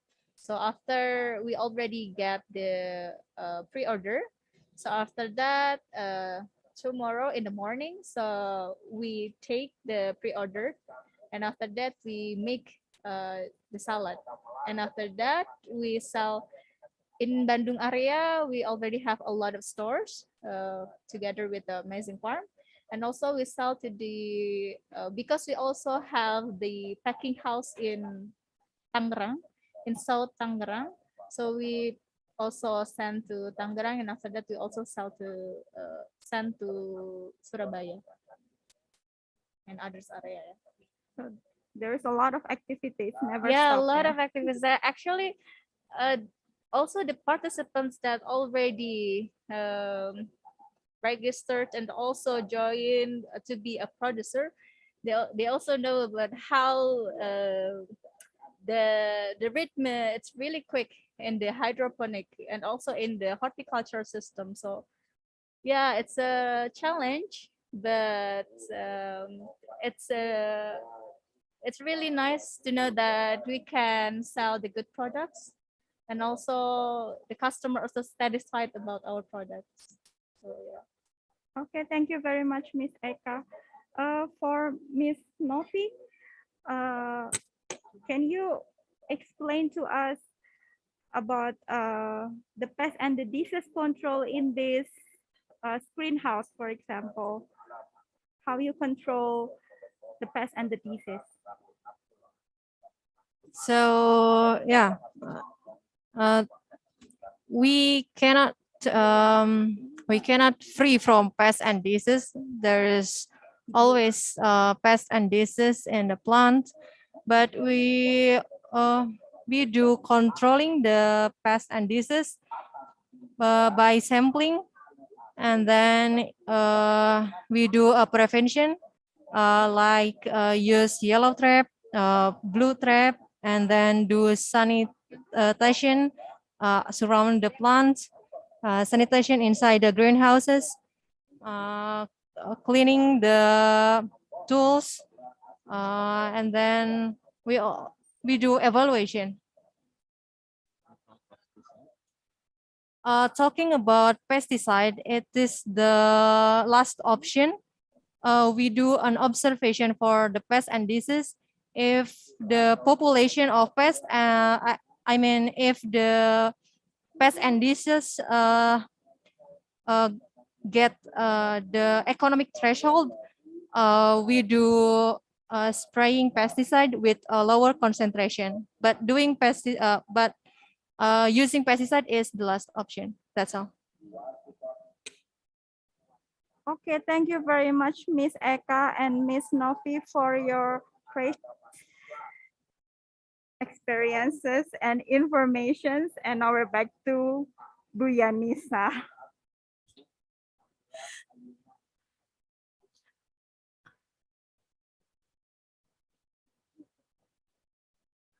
Okay, participants, are you still have any question before we close the last session in this training?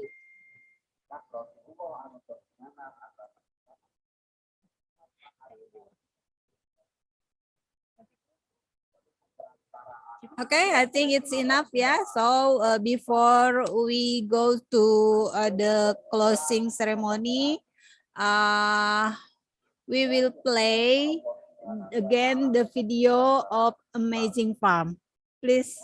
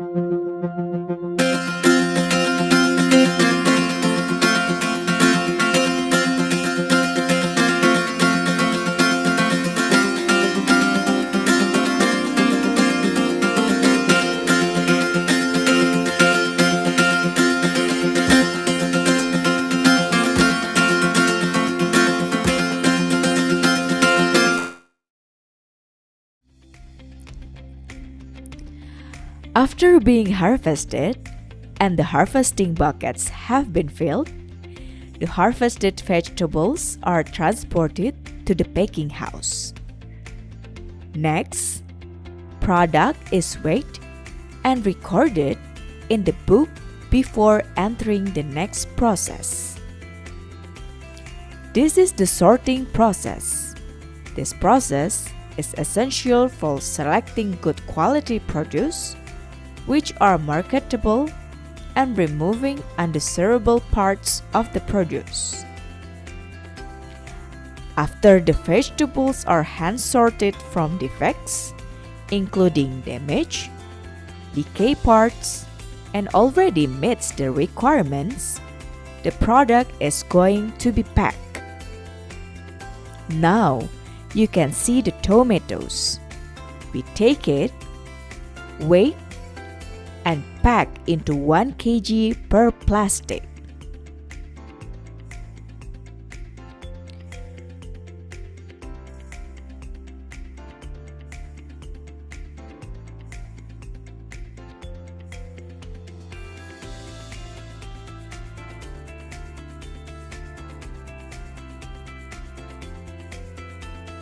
Proper post-harvest handling is important in maintaining the quality and ensuring safety of the vegetables while being brought to customer on time and in meeting buyer specification and trade requirements. This is a wild rocket. We pack it in 100 grams. Using suitable. Okay.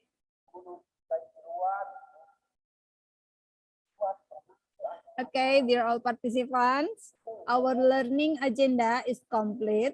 And now, please download the action plan, fill it, and upload again to the LMS. And then you can access and fill the post-test and the evaluation form.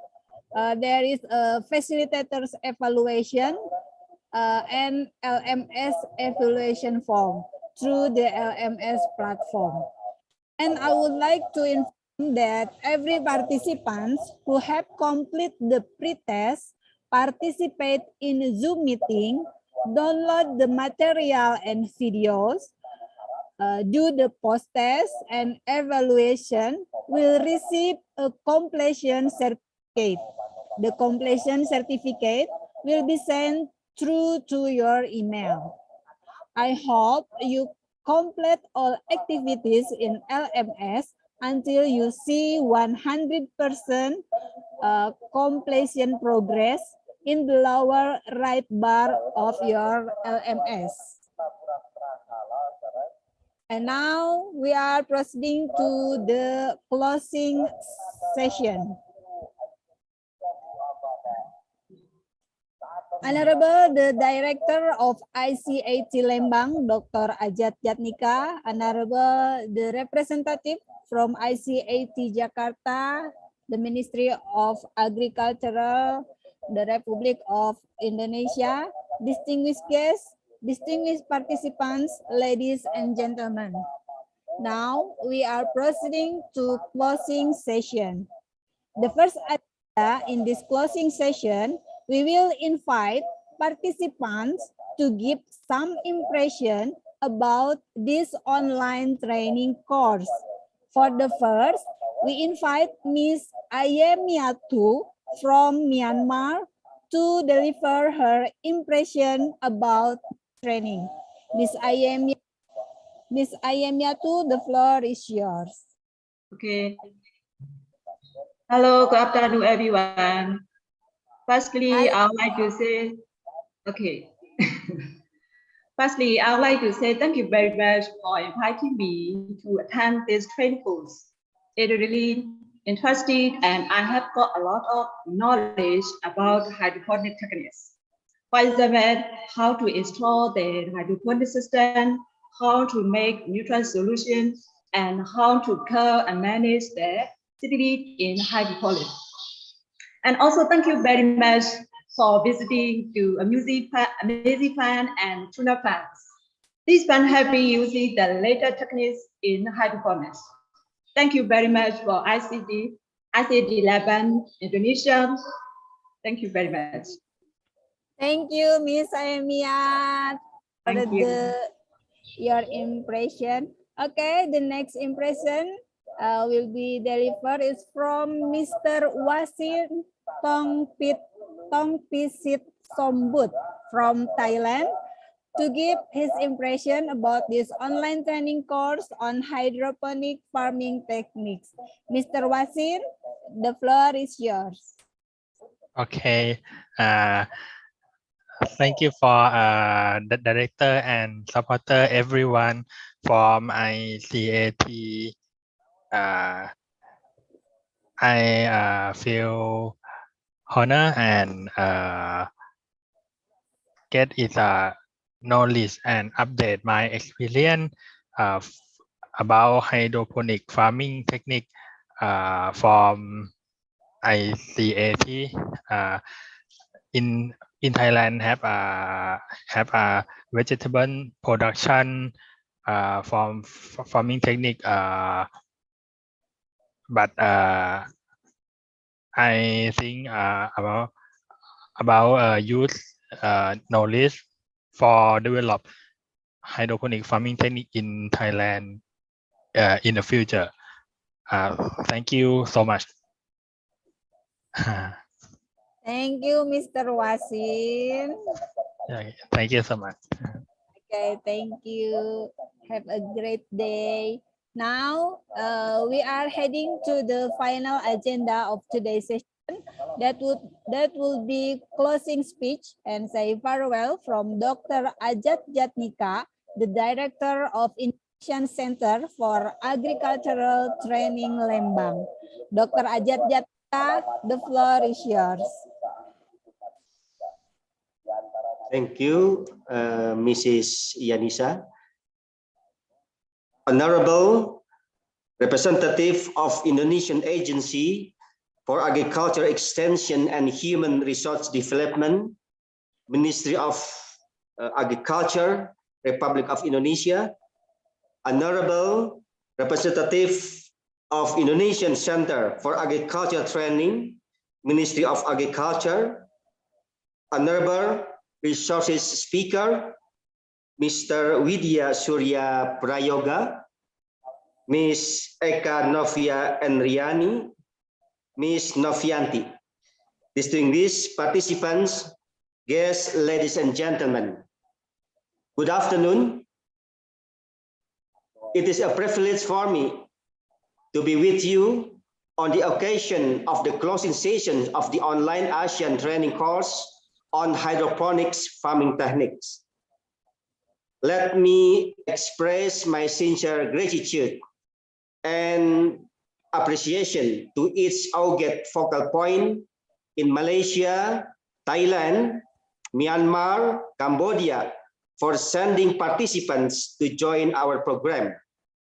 Warmest appreciation to all the participants for your active participation, serious effort, and your positive attitude in bringing in this program indeed run successfully. Distinguished guest participants, ladies and gentlemen, as you have been together virtually for 3 days, we finally have come to the end of the program. We should be glad that during this training, sharing, and transfer of knowledge are established smoothly and pleasantly. In this training, we really hope to bring all participants to ICAT Lembang and do a field trip to Tunas Farm and Amazing Farm. But because of the COVID-19 pandemic, we can only do it virtually. Maybe after this pandemic ends, we can meet online. We can meet offline. I do believe the participants have really been able to learn not only the important subjects of the course, but also have worked extensively to share many relevant issues on hydroponics farming techniques in their respective countries as the important part of the learning process, even though online. No doubt that the participants' case study have become important references for this training course. We also observe the implementation of the training program from session to session is well conducted, and based on the overall evaluation, the expectation of the participants have been met. In this conjunction, I sincerely hope that the action plan and experience that you have gained would inspire you to create more initiative in developing creative and innovative action through modifying the methods and disseminating the concept that could fit into practical use at your local country. Distinguished guests, ladies and gentlemen, profound gratitude should go to Asian Secretariat and Indonesia Center for Agriculture Training, Ministry of Agriculture of Republic of Indonesia for carrying well arrangement of this training. My special thanks also should go to all of resource person who shares the expertise, experiences, and insights on the topic with the participants.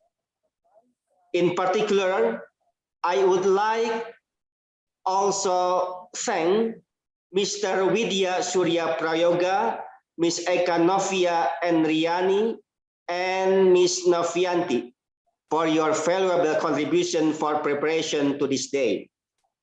My dear participants, this training is a part of project to improve income of farmer in Asian countries.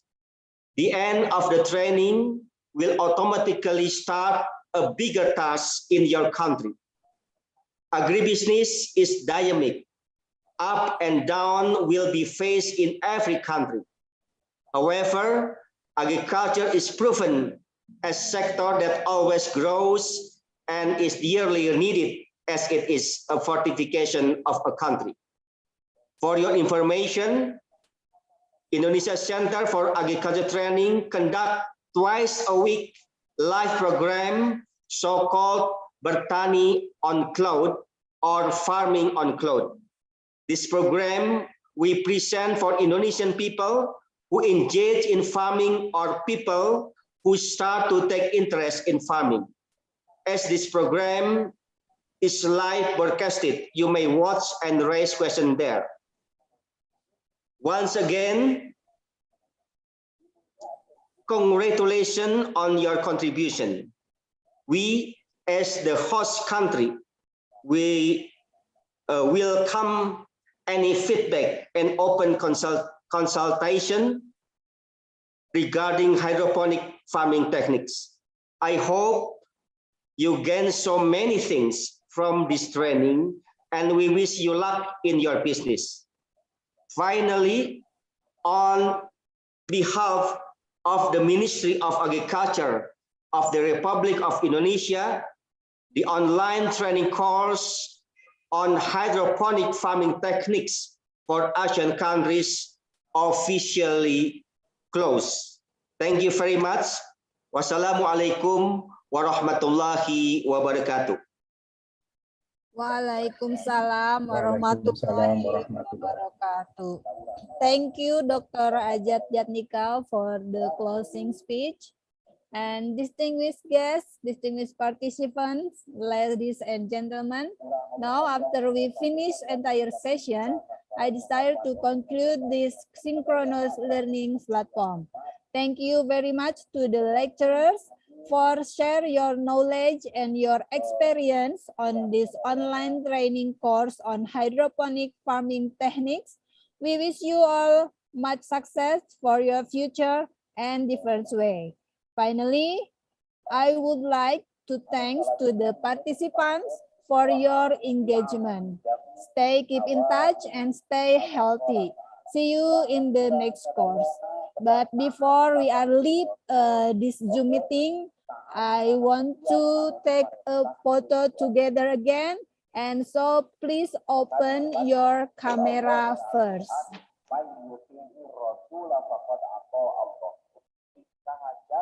Participants, please open your camera.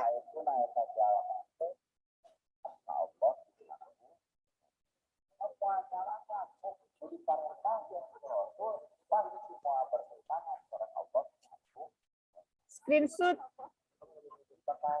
Okay. Ready? Okay, 1, 2, 3. Okay. Again, 1, 2, 3. One more time. 1, 2, 3. Okay, thank you. Bye-bye. Thank you very much. Bye-bye. Bye-bye. Thank Everybody. you. Thank you for that. See you again. Bye.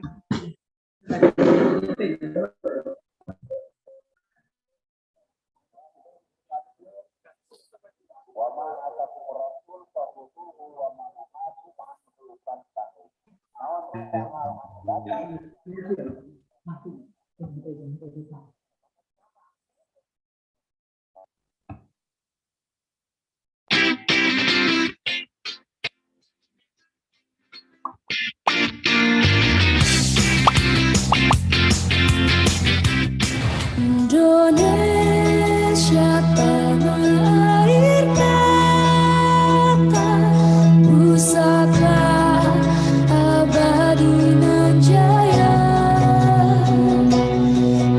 Indonesia sejak dulu kala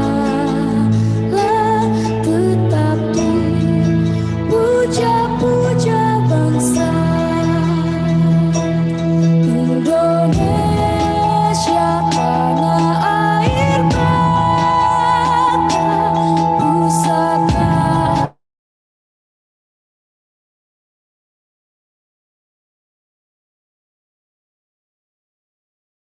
sejak dulu kala tetap dipuja-puja bangsa. Di sana